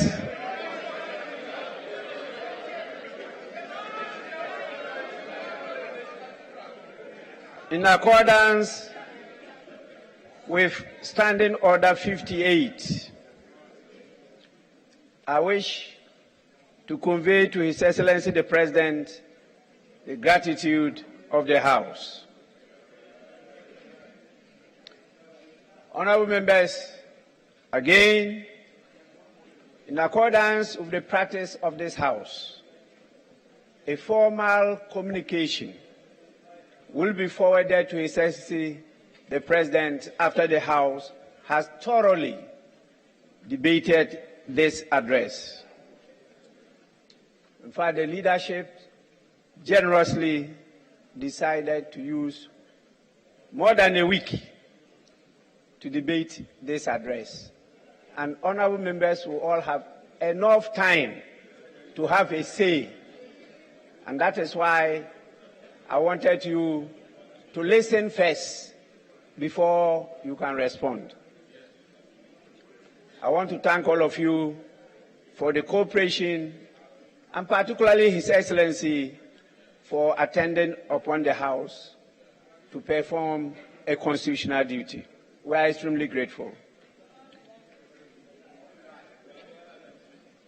Honorable Majority Leader, is there any indication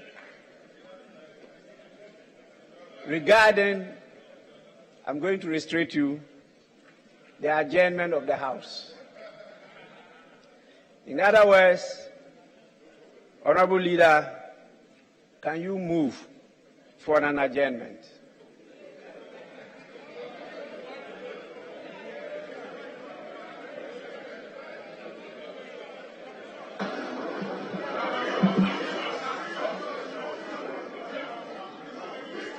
Speaker, we have listened to the President, who was on his feet for 1 hour, 20 minutes, to indeed lead us on a path of righteousness, to really identify where indeed we are as a country. The facts and figures, those speak for themselves. But of course, the Speaker, as we have all seen, nearly thereafter, some people rose up and sang a chorus that all belie. Mr. Speaker, as we said, we are going to have ample time to debate the content as presented to us. But clearly, what we have seen is symptomatic of what we are going to say from tomorrow. We have made up our minds, don't convince us with facts. That is the attitude of some people. And the Speaker, is 12 noon, not yet.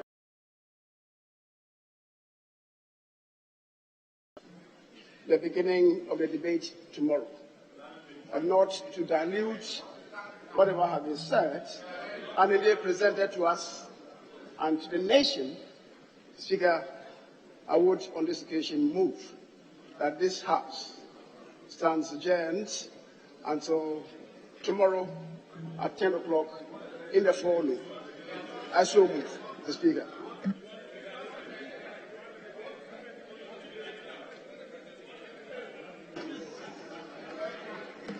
Yes, Minority Leader. Mr. Speaker, first, let me also thank His Excellency the President for the presentation of the message of the state of the nation. But Mr. Speaker, Mr. President, there is indeed a widespread of despair and disenchantment among our people.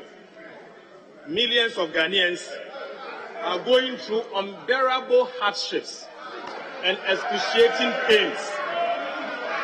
Our economy is in its worst shape in decades. In fact, Ghana's economy is bankrupt or insolvent. we are currently unable to repay our debt. Ghana has officially defaulted in the repayment of our debt since January 2022. Mr. Speaker, yet, Mr. President, your government is failing to cut down on the size of government and public expenditure. Ghana is witnessing hyperinflation, largely because, Mr. President, your government allowed the Bank of Ghana to print 50 billion Ghana cedis for the year 2022 and another 4 billion Ghana cedis in the year 2023 first quarter. Mr. President, let it be noted that this expenditure financed public expenditure on the overbloated government expenditure. Our position is that inflation is currently rising. Monetary policy rate is also at 28%. Ghana cedi is at 20, has depreciated by 20% in January alone. Mr. President, unemployment is exceedingly high at the record levels. And as we speak, Mr. President, lending rate is at 40%. Mr. President, our economy is in tatters largely because it is self-inflicted. Your government inflicted it on us and failed to act. Mr. President, this is your scorecard. This is your scorecard. And this is the true state of our nation. Thank you, Mr. Speaker, and I second the motion.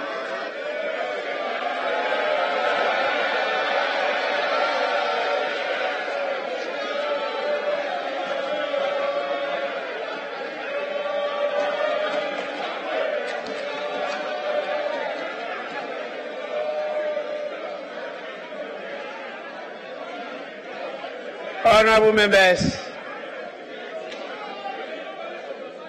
honorable members,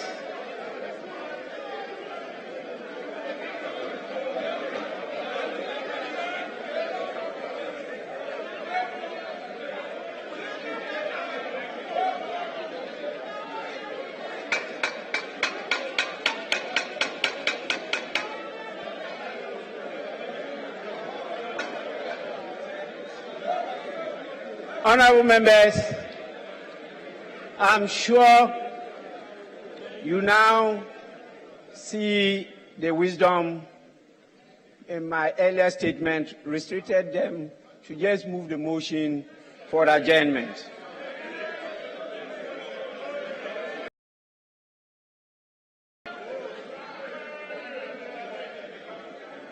You all know I was there before. Experience is the best teacher.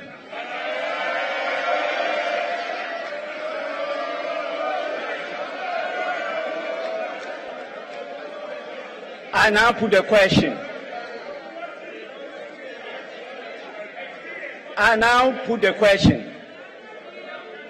As many as are in favor of adjournment, say aye.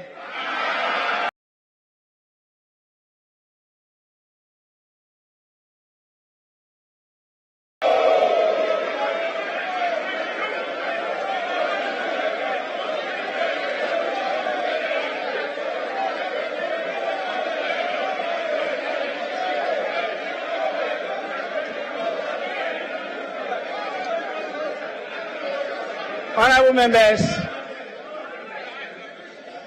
I put the question again. As many as are in favor of adjournment, say aye. Aye.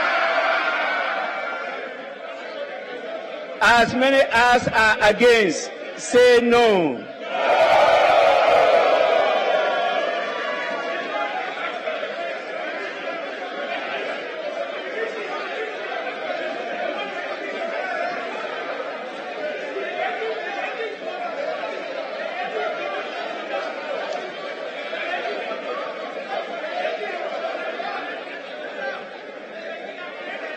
Honorable members,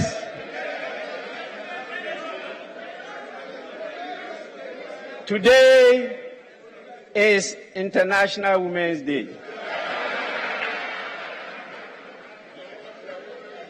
I want to take this opportunity to congratulate all our beautiful ladies here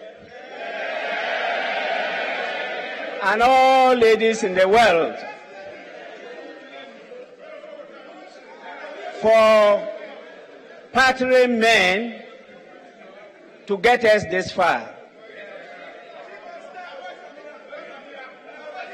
I want to assure all the women that I am here for you.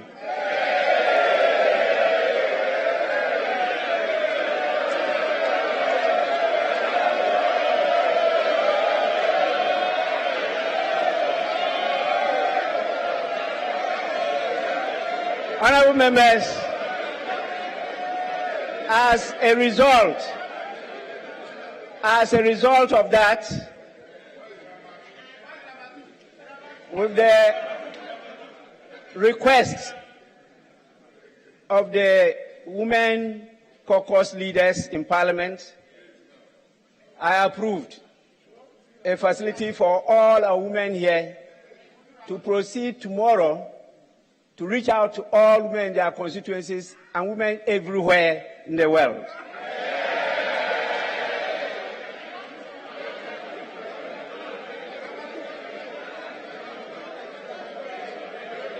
Honorable members,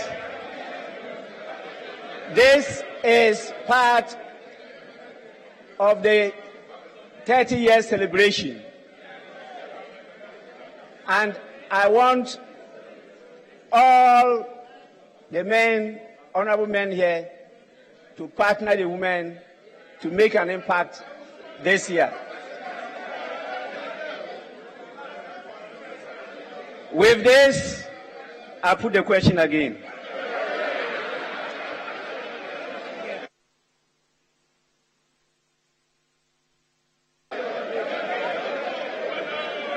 How many times do that?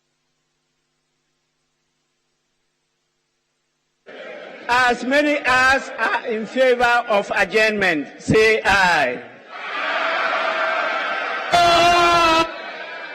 As many as are against, say no. I think the ayes have it.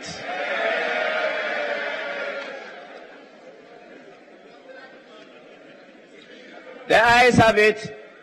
The motion is adopted. The House is accordingly adjourned till Thursday, 9th March. Thursday, 9th March 2023 at 10 o'clock in the forenoon. The House is adjourned.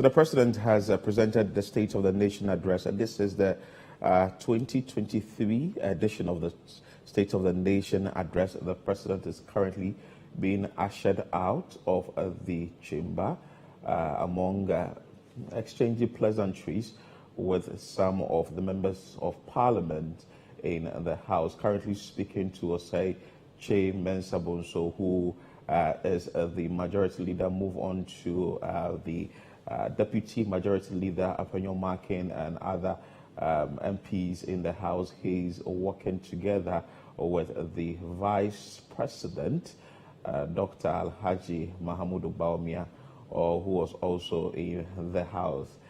He actually nodded his head when a lot of issues about the digitalization of the economy was said by the President, and that should tell you that what the President said is the government. The President is also still exchanging pleasantries with a lot more. He just shook Collins Dauda there, and also moved to Doyo Gansa, who is a Deputy Minority Chief Whip in Parliament, and still exchanging pleasantries with some of the minority members. Now exchanging pleasantries with Dr. Akufo-Addo, who is the minority leader, and we all know what went into that particular issue when he had to be replaced with Haruna Idrisu, who is just seated just behind Dr. Akufo-Addo. It's very interesting. He's done this 7 times. Exactly. This is the time he's doing it with Akufo-Addo. With Akufo-Addo being the minority leader, Yes. Haruna Idrisu not being a leader. Very interesting scenes there from Parliament. Earlier, I was talking about the fact that how this plays into the sort of national unity we have. And if you listen to the President carefully in the speech, he mentioned that Parliament has become a sort of reminder and symbol of our democracy as a people. So it's important that we see some of these pictures, we see some of these scenes, considering sometimes how very vile our politics can be. It's important to create the picture that at the top. That is John Dramani Mahama there, who also appeared there. Yeah, he was also in the House to witness what the President would say concerning the State of the Nation address. So, I mean, it's interesting scenes. And like Hanson was saying, if you consider the fact that he's been to Parliament a number of times, he himself a former member of Parliament. So it's not too surprising that he knows a lot of these people in Parliament. You saw Vice President Bawumia also interact with some MPP MPs and even NDC MPs. Like I was saying, it's important. That's a General Mosquito. The leadership of the NDC. The chairman now of the Opposition National Democratic Congress, and also the General Secretary of the party, Fifi Fiabikwete. It's important, really. It's imperative that they represent, because, like I'm saying, this is. It's a government business in the floor of Parliament, but it has a national appeal. So that is how come you have 2 former living presidents attend the State of the Nation address. You have leadership of the 2 main political parties, and I believe even other lesser parties also in attendance, only that we've not seen them on our screen yet. So it's important. I was making a point that if you consider really sometimes how vile our politics can become, how very bitter people can be as a result of party politics, it's important that people at the top show us that, see, it's not as if we are enemies, but it's for a common good. Exactly. We all want to lead, but we just have differences in ideology as to how to go about leading the country. So interesting scenes in Parliament, quite a really long address by the President, quite over a number of interesting things. Issues that he touched on there. You could also tell the reaction. So as and when he makes a claim or a comment, then the reactions from he made comments on the government not borrowing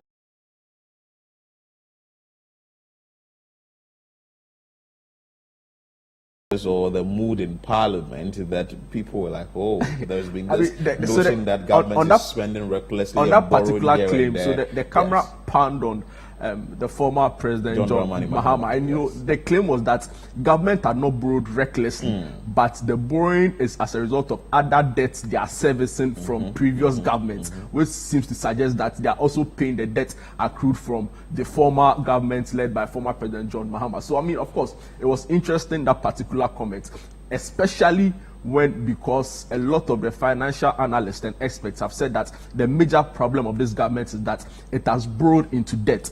Our borrowing was so much that our debt as a country became unsustainable, really. So a lot of interesting comments. He made mention of something very important. As of yesterday, we had an issue, or the discussion was centered on the vaccines, the childhood vaccines, and the president in the statement made mention of the fact that government is working assiduously to get these vaccines. And something that he made to the House is that the House has already passed into law the National Vaccine Institute Bill, which is yet to be brought for his assent, or for him to assent that particular bill. In the near future, the institute will ensure that no matter what happens to the global vaccine supply chain, we can still produce our own vaccine locally. Isn't this something that should have been done long ago? And now that the president has come to say it looks like the Ghana Health Service has said something about it. The Ministry of Health has also indicated that such a thing has to be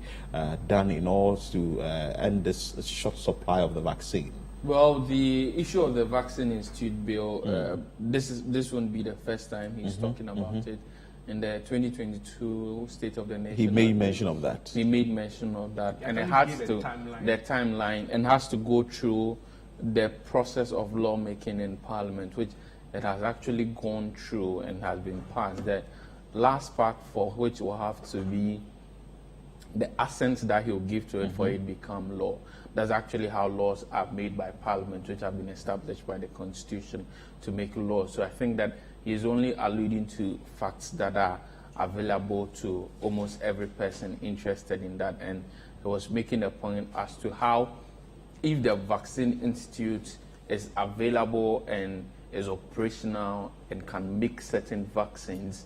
And yesterday, when the Minister of Health did a presser, one reason he alluded to for the shortage as we are experiencing now had to do with global shortage. So if there's a vaccine institute in a country that is producing vaccines locally, then some of these shortage issues will be a thing of the past. But on the issue of the vaccine, I think that this, for me, is a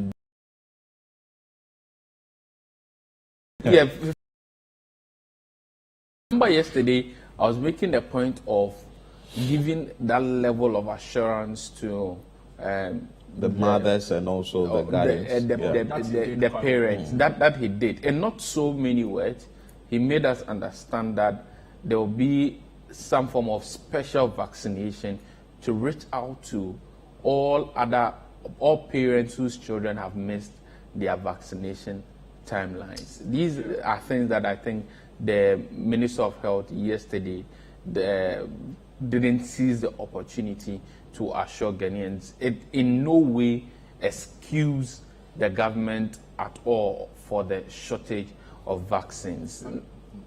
And for me, one issue we should look at looking at this state of the nation has to do with the context. You had some expectations. First of all, did the State of the Nation address meet your expectation? Well, it will be difficult giving a straight answer, and that's why I was saying that we need to look at the context. Okay. Now, in 2022, when the President came to Parliament, March 30, the e-levy had been passed just 2 days prior. And if you go through the State of the Nation address, you see that level of optimism in the president in how his government was going to turn things around, how the e-levy was going to bring the accrued revenue. It was an answer to everything. And the Ghana Beyond Aid was drummed in our ears very well. We can do it ourselves. And if you cast your mind back to the campaign for the e-levy to be passed, comments that were made by persons like the finance minister, the deputy finance minister, we are a proud nation, we don't need IMF. That was the context of the 2022 State of the Nation address. Now, that was March. Then April, fuel prices going up. June, international rating agencies begin to rate us down. And then Gabi comes out with a tweet. The monies we were hoping to gain from the e-levy we are not getting. And then fast forward, we now have to make a quick U-turn and go for e-levy. And so from March then to March today, a lot has happened. And if you look at it, and that's why the president indicated that he has to move a bit away from traditionally how State of the Nation addresses are presented and the format in which they come.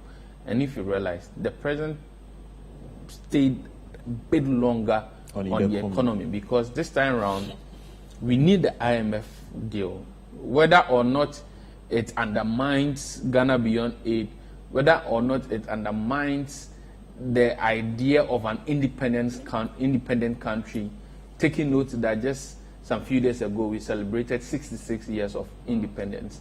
The IMF deal is a necessary evil that we need. And so he stayed a bit longer on assuring when we are going to get the IMF deal. Now, depending on where you sit, you also get that the president tried as much as possible to explain why we are here. And he's remained consistent with their argument that but for COVID-19 and the Russia-Ukraine war, we won't be here.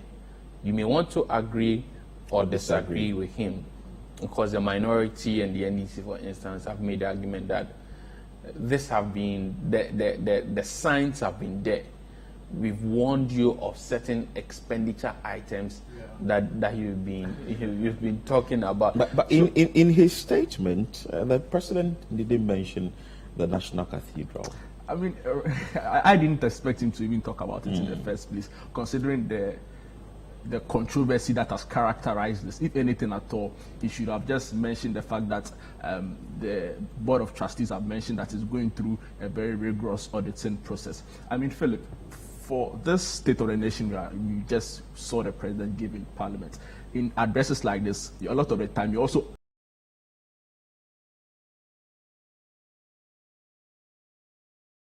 lovers, for instance, they'll be quite disappointed that they didn't hear anything on the upcoming All Africa Games that was slated in 2024. But I mean, some people say that that is not the most pressing thing that is happening in the country at the moment. And on the vaccine, really, I mean, to a very large extent, I think he did a better job. I agree with Hanson when he says the health minister, in terms of how he delivered the fears or what he told the general public. See, I'm not too satisfied with his responses on that particular answer as well, because let's go back a little to what the Ghana Health Service Director told us as to why we are here in the first place. And he was very clear that the problem is not as a result of the lack of allocation of funds for the vaccines, but basically as a result of the cedi depreciation that has caused the problem. So in effect, you are not able to buy these vaccines again. Then that was the local problem. Then we were subsequently told just yesterday by the health minister that as a result of the COVID-19 pandemic, routine vaccinations, which included child immunization programs like measles and other ones, also hit a snag because the world sort of now focused on COVID-19, which is rightly so. So countries like Gambia, like Chad, like Liberia are all lagging behind. But what I expected the president really to do is to give us next week we are going to receive the timelines we've all been asking for.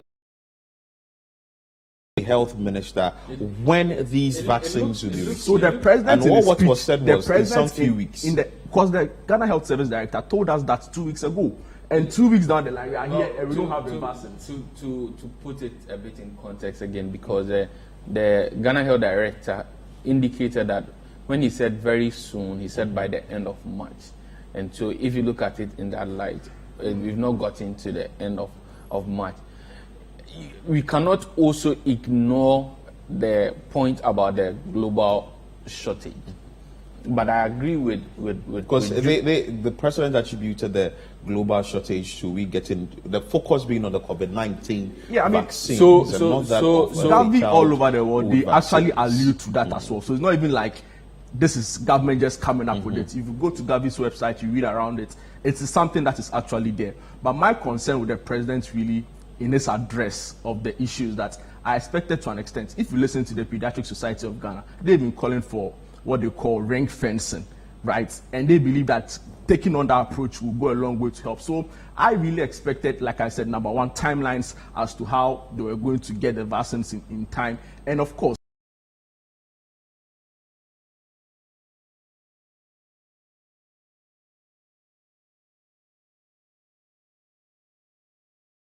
things are not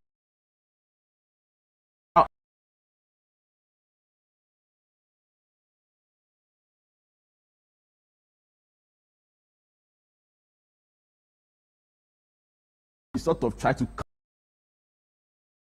Council was saying yesterday on the show, if you look at communication during a crisis period, a health crisis period, the most important thing is to communicate to people what you are doing to bring relief in the shortest possible time. That's the president did quite well in this address. Only that for me personally sitting here, the timelines was quite lacking. I think for everybody who is concerned about this vaccine shortage, the ultimate aim is to get the vaccines, and so any response that gives definite timelines will be welcoming. And I think that the point here again is that if you factor in the issue about global shortage, then there are certain factors that are not within your scope of influence that you cannot necessarily influence. If you consider the fact that government already had expended about 71 million in procuring these vaccines, but these vaccines have not been supplied yet. So you want to, a certain extent, understand the reason authorities are not able to give a fixed timeline. But as I indicated, that is not any form of excuse in itself, because we are government want to make sure that you solve problems. Exactly. We cannot agree to excuses. Is there very broadly are going through this same period. I mean, our health minister is a member on the Gavi board, representative for Ghana, Ethiopia, and I think some other countries. So people in leadership are put there to be able to think broadly about the problems we face. Guaranteed or granted, Liberia is in the similar position, Mozambique, Chad are all in the similar positions. But there are other African countries who do not have this problem. I believe it's also because maybe their leadership thought very broadly about this. I mean, it was quite a long list of things the president spoke on. But if you have to move on to other things, I think he touched on the DDP quite well. Yes, I mean, he explained and gave details really as to where we are now. Except that for me, I saw a more elaborate explanation on. He mentioned it in this address, all right. Only that it wasn't the same elaborate explanation we saw in there. So you'd want to give him that. And I mean, on security issues, with all that's happening in the country right now, I'm even talking more about the threat of insecurity at our borders. I was thinking it was going to zero in on what is happening at Agyemang?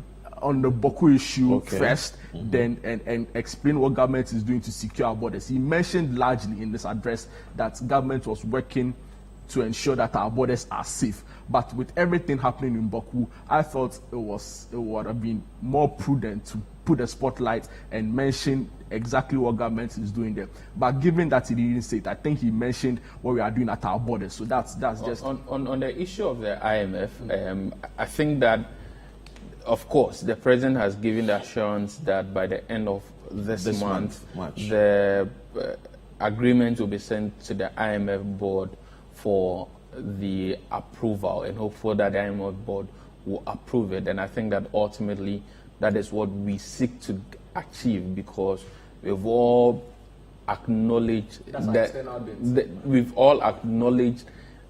the challenge we are facing as a people, and why we need this IMF bailout to be able to at least have set a space, some fiscal space to do certain important things, and also to bring our macroeconomic indicators into a better position, so that we can work towards the growth that we deserve as a people.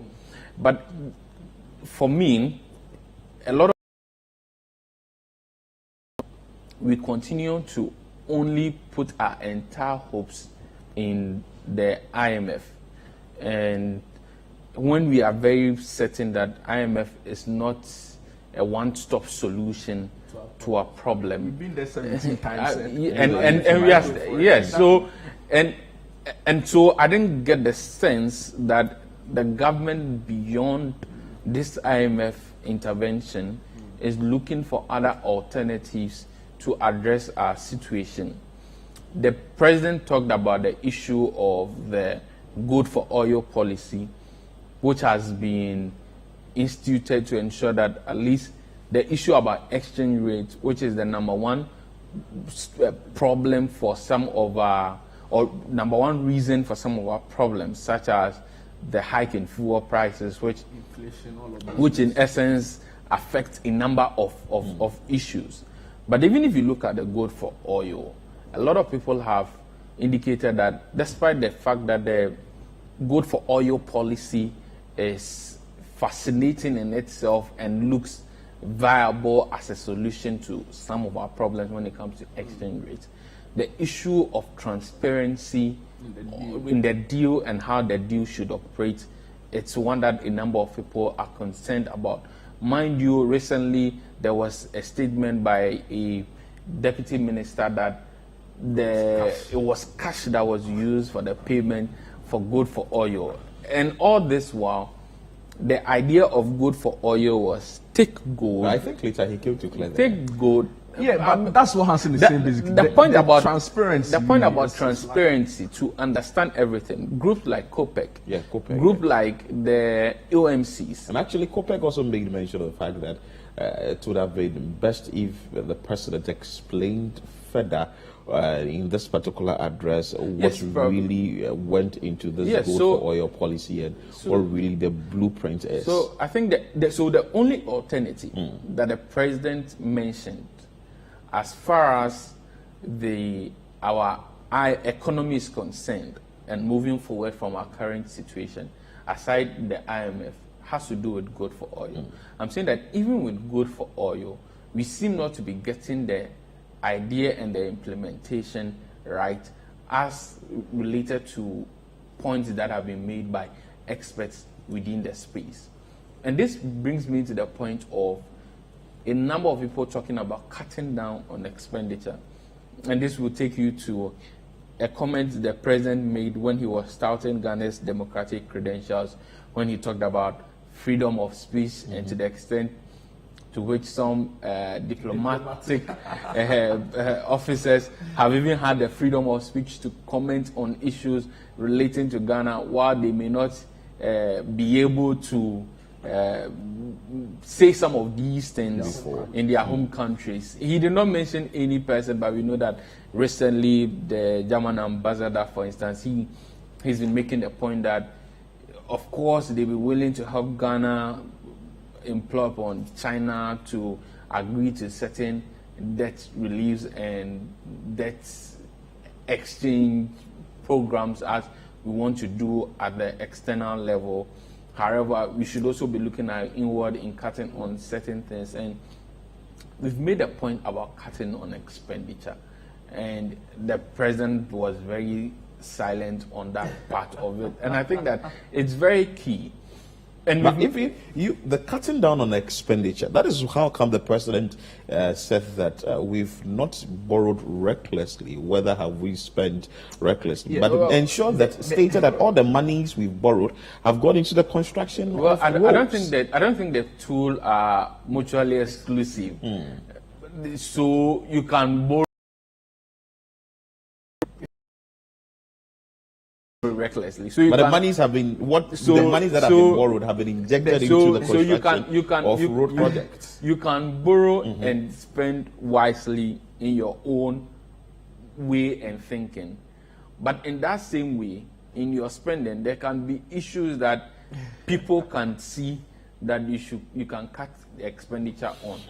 Now, my point here is that we are going to the IMF. Now, some of the conditions that we had to meet before getting staff level agreement and even moving forward to a board level agreement depended very much on how a lot of people would agree to the policy direction of the government. So the DDEP, for instance, we needed the banks to agree to subscribe to the DDEP.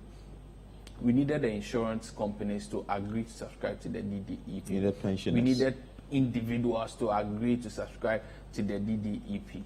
Now, these are not issues that are solely in the hands of government. And if you look at how IMF programs are done, it's $3 billion. But we are not getting the $3 billion right away when IMF board approves it. At every point in time, you will need to meet certain conditions, and those conditions will be reasons for which the next allocation from the deal will be made to you.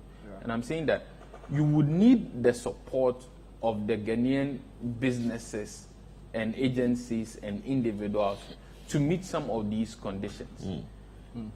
A lot of Ghanaians have been making the point that cut down on expenditure so that we see that there's a fair share of the burden that we are facing at the moment. So you think little was said about the cutting down of expenditure? Nothing was said. But in the 2022 State of the Nation address, something was made about the coupons and issue about the finance minister. That was the finance minister's address to cut down government expenditure. Yes, so something has come out from government on the fuel coupons and also that of the 30% on the salaries of government. Philip, is that considerating?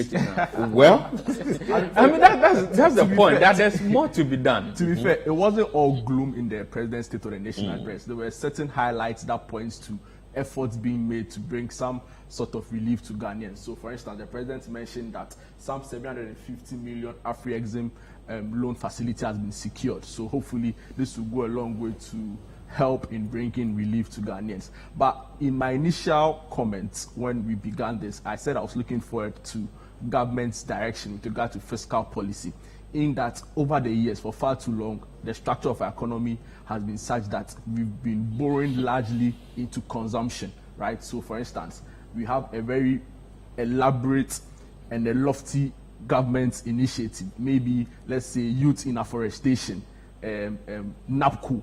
So we borrow money to be paying all of those people, whereas we should have been borrowing into very productive areas of the economy, where we are able to create jobs and create something that will still bring money back into the system. So largely, listening to government, you get the impression that we've not been able to bring out a plan as to how we are going to scale up production in the country. And that, for me, is a worry.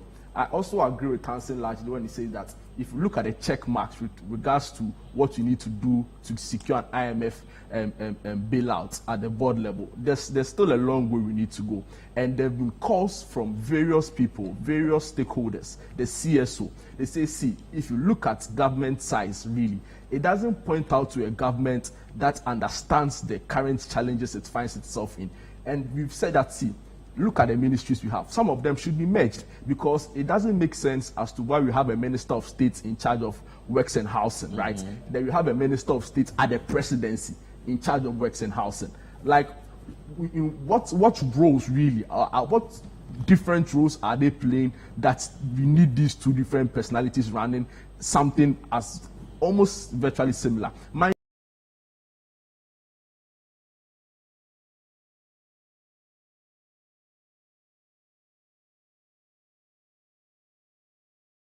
I mean, the duplication of roles really has not.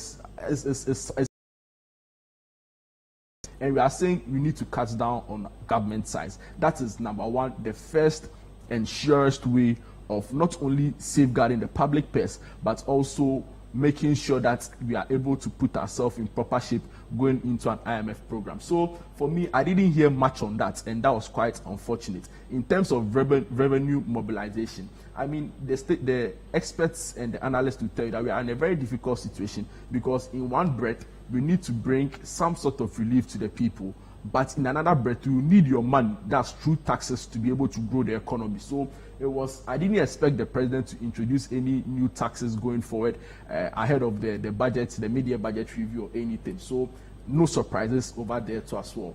Only that for me, in other areas where I expected the president to speak on, I didn't hear anything. I mean, the most common or the trending issue in the country right now has got to do with what some military men did in Agyemang yesterday. I was thinking the president would, at least in a line, condemn what we saw in videos that happened in Agyemang. I mean, when you have civilian or military officials undermine civilian authority like that, it's quite unfortunate. Mind you, civilian authority in the military is the core of our democracy. And for me, what happened yesterday, I expected the president to quite condemn it, because if it doesn't send a proper signal. So I didn't hear the president say that, and for me, that was quite unfortunate. But the Ghana Armed Forces has released a statement.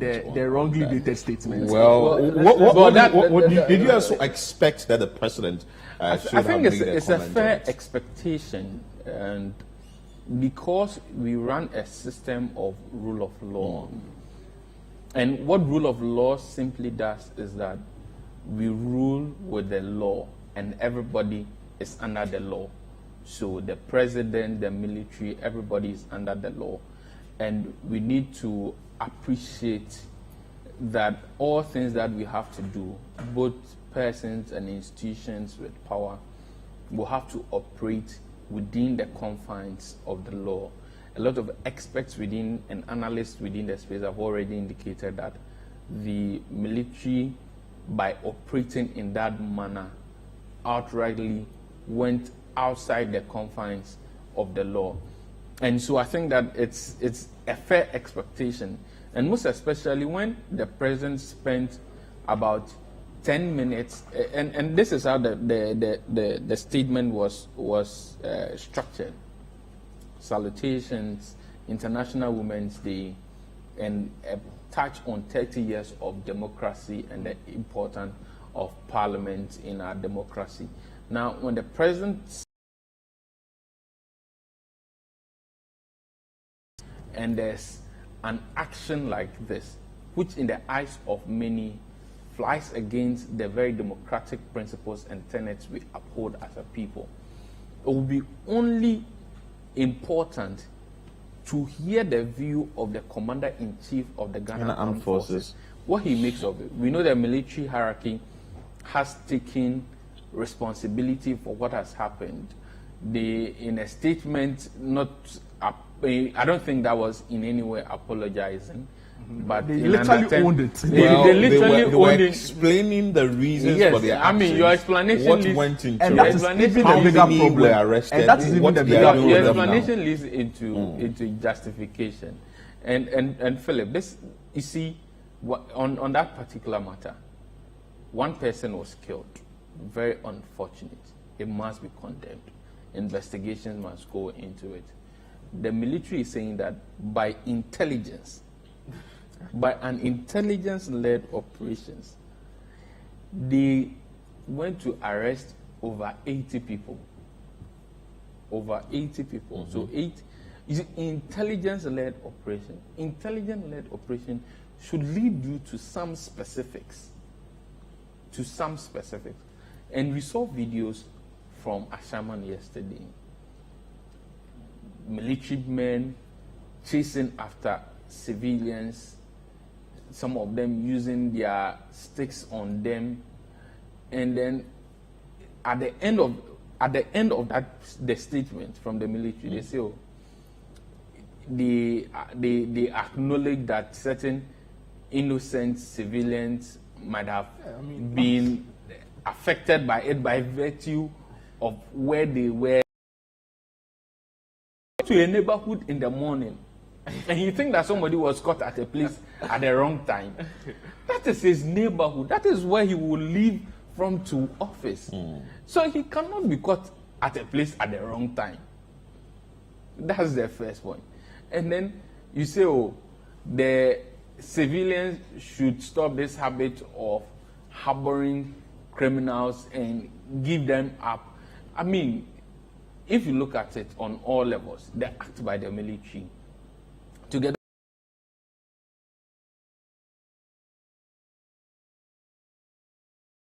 I've heard from the president. I mean, the president is the commander-in-chief of the Ghana Armed Forces. This one, and I've seen people make analysis, and by extension saying that if there's an internal operation by the military in the state, then that operation should, by virtue of the president being the commander-in-chief of the Ghana Armed Forces. Okay, so you actually wanted more explanation about it. Well, the Importers and Exporters Association of Ghana, they have released a statement concerning the President's State of the Nation address, and they said that the President's State of the Nation address offered little hope, but rather doom for businesses in the country. Contrary to the expectations the President that they had for the State of the Nation address, or the 2023 State of the Nation address by the President, some hopes and reliefs for businesses in the country amidst the dwindling economic fortunes of the country. The Importers and Exporters Association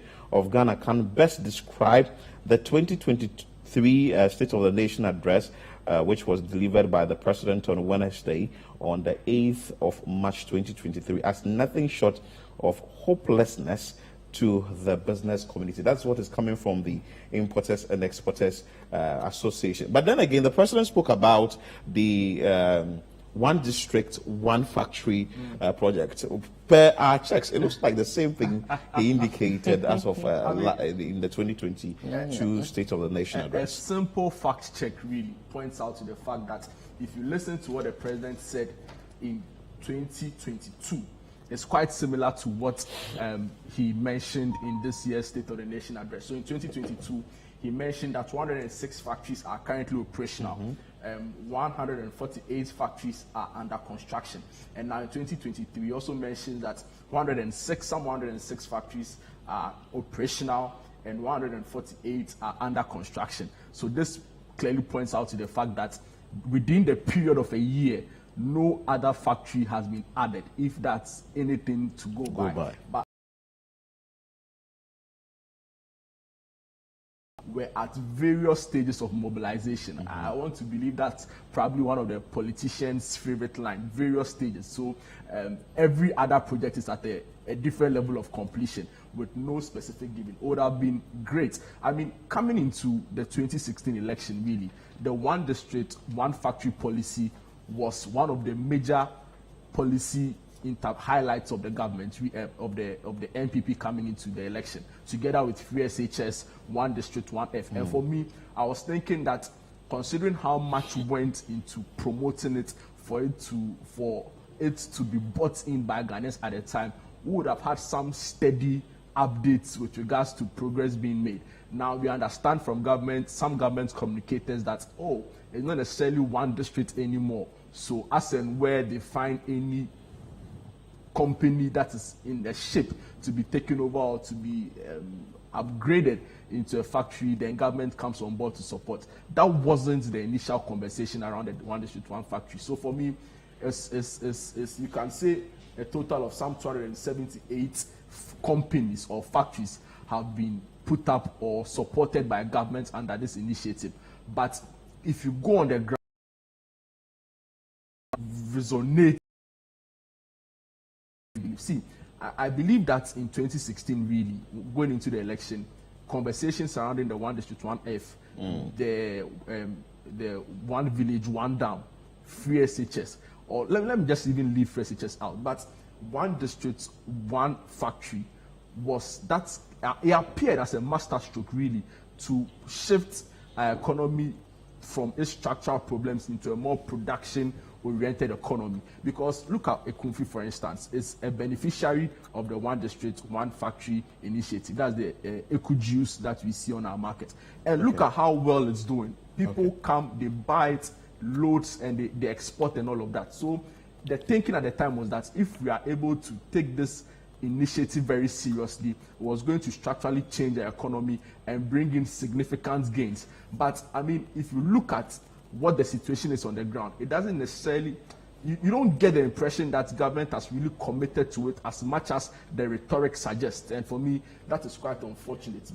And especially considering the fact that from 2022 to 2023, per the president's address, comparing the two previous addresses, we've not seen any update or any add-on to it. For me, that was quite unfortunate to look out for. Okay. Well, so before we go on, we can go to Asaki Awingobet, who is the Executive Secretary for the Importers and Exporters Association of Ghana. He made mention, or they have come out to say that the State of the Nation address is some sort of hopelessness for businesses in the country.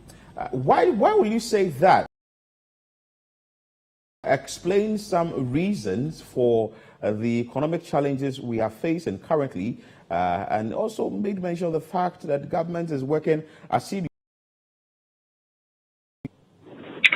Thank you very much, my brother. And I can confidently say that with the business community also not just trading in Ghana. COVID came, Russia, Ukraine came, when other countries also were living witnesses. And indeed, at the end of the day, their economies are doing extremely very well.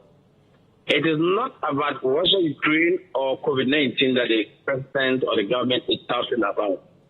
It is about government not being able to manage the affairs of the country prudently. It is the government's failure and doing exuberant expenditure beyond their ambit.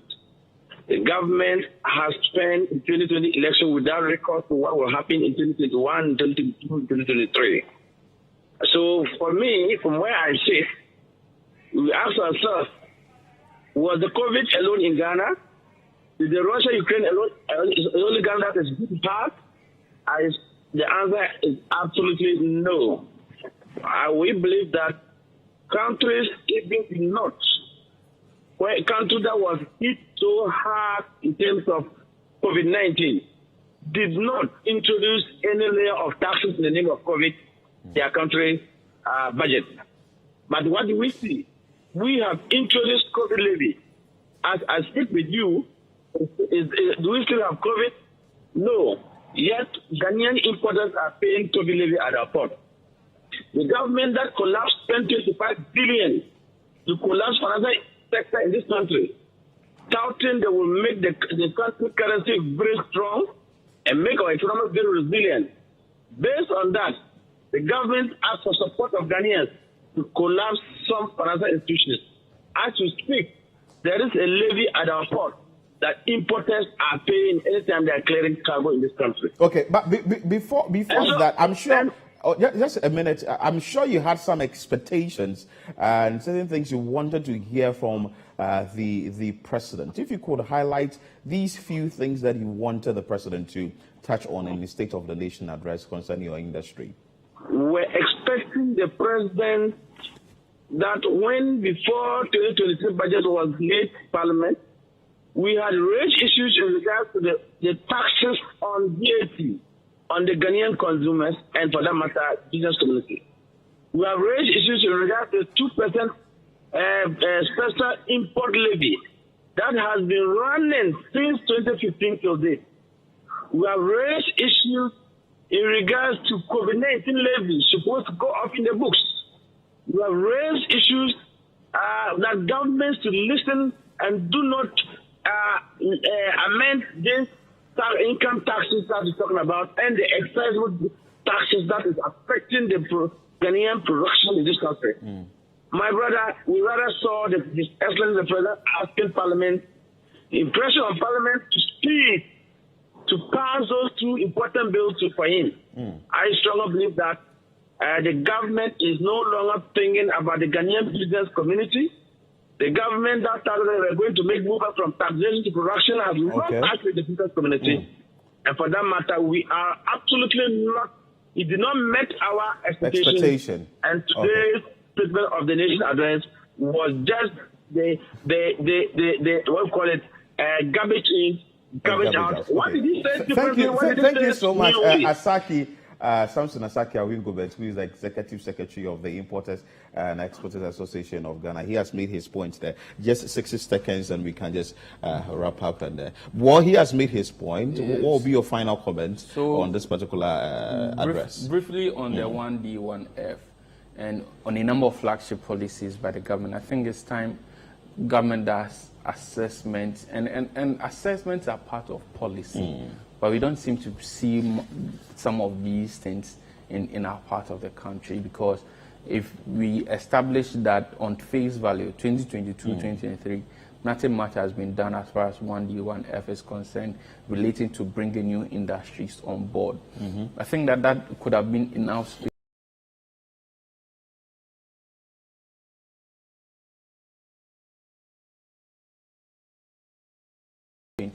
There have been about 34 million Ghana cedis that have gone into tax exemptions, over 210 million Ghana cedis expended in the creation of these things. But have we seen the direct benefit? Well, so yours is about so we should have review and assessment of some of these policies to shape how we should go as a country. So I would wish to go to you for your comment, but 10 seconds. Okay. It's something we've already rehashed. I think the president should have commented on the Agyemang brutality. Well, so a lot of expectations. Others are saying that the expectations weren't met. Other more questions asking from from citizens to the president. But that is it. The president has delivered his State of the Nation address. This has been a live coverage of the State of the Nation address delivered by the president that happened in Parliament. And Hanson Agyemang was here with me, and also Jude, Mensa, Duncan was here with me to have a discussion on that address. My name is Philip Nii Lartey. This is how we wrap up the show. Keep watching Citi TV.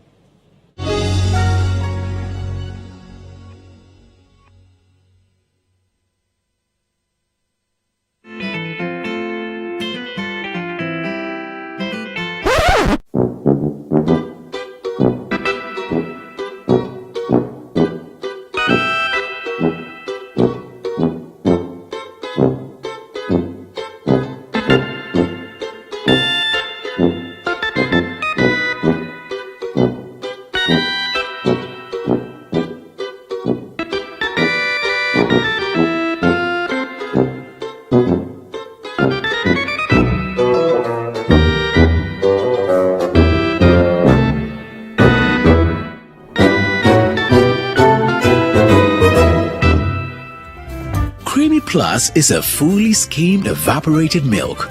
Creamy Plus is available in a shop near you. This message has been vetted and approved by the FDA.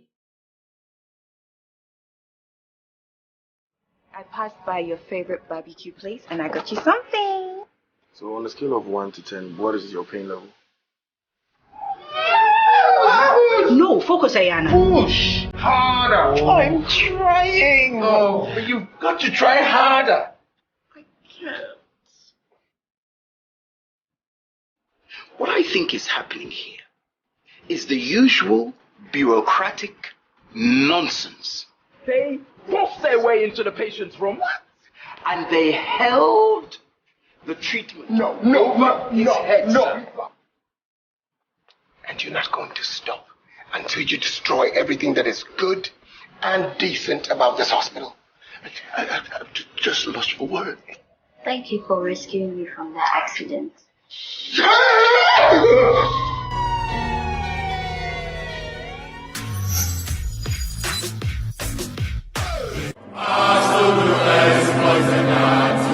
This year, the 98-year group of Santa Clausians invites you to the 113th Speech Day on Saturday, 11th March 2023 at 8 a.m. prompt.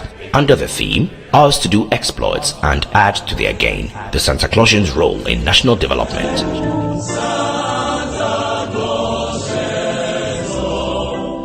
Come and experience their disco spirit in full flight. Play up, Santa Clausians.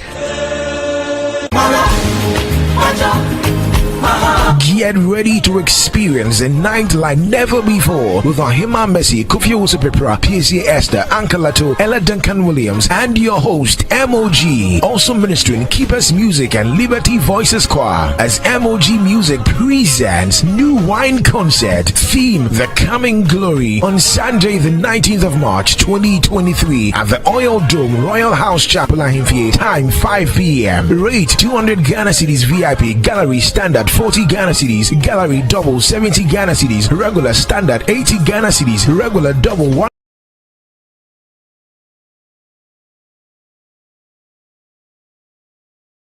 89*777# to purchase your tickets. Sponsors Oduma, Bell Beverages, Bell Aqua, Total Family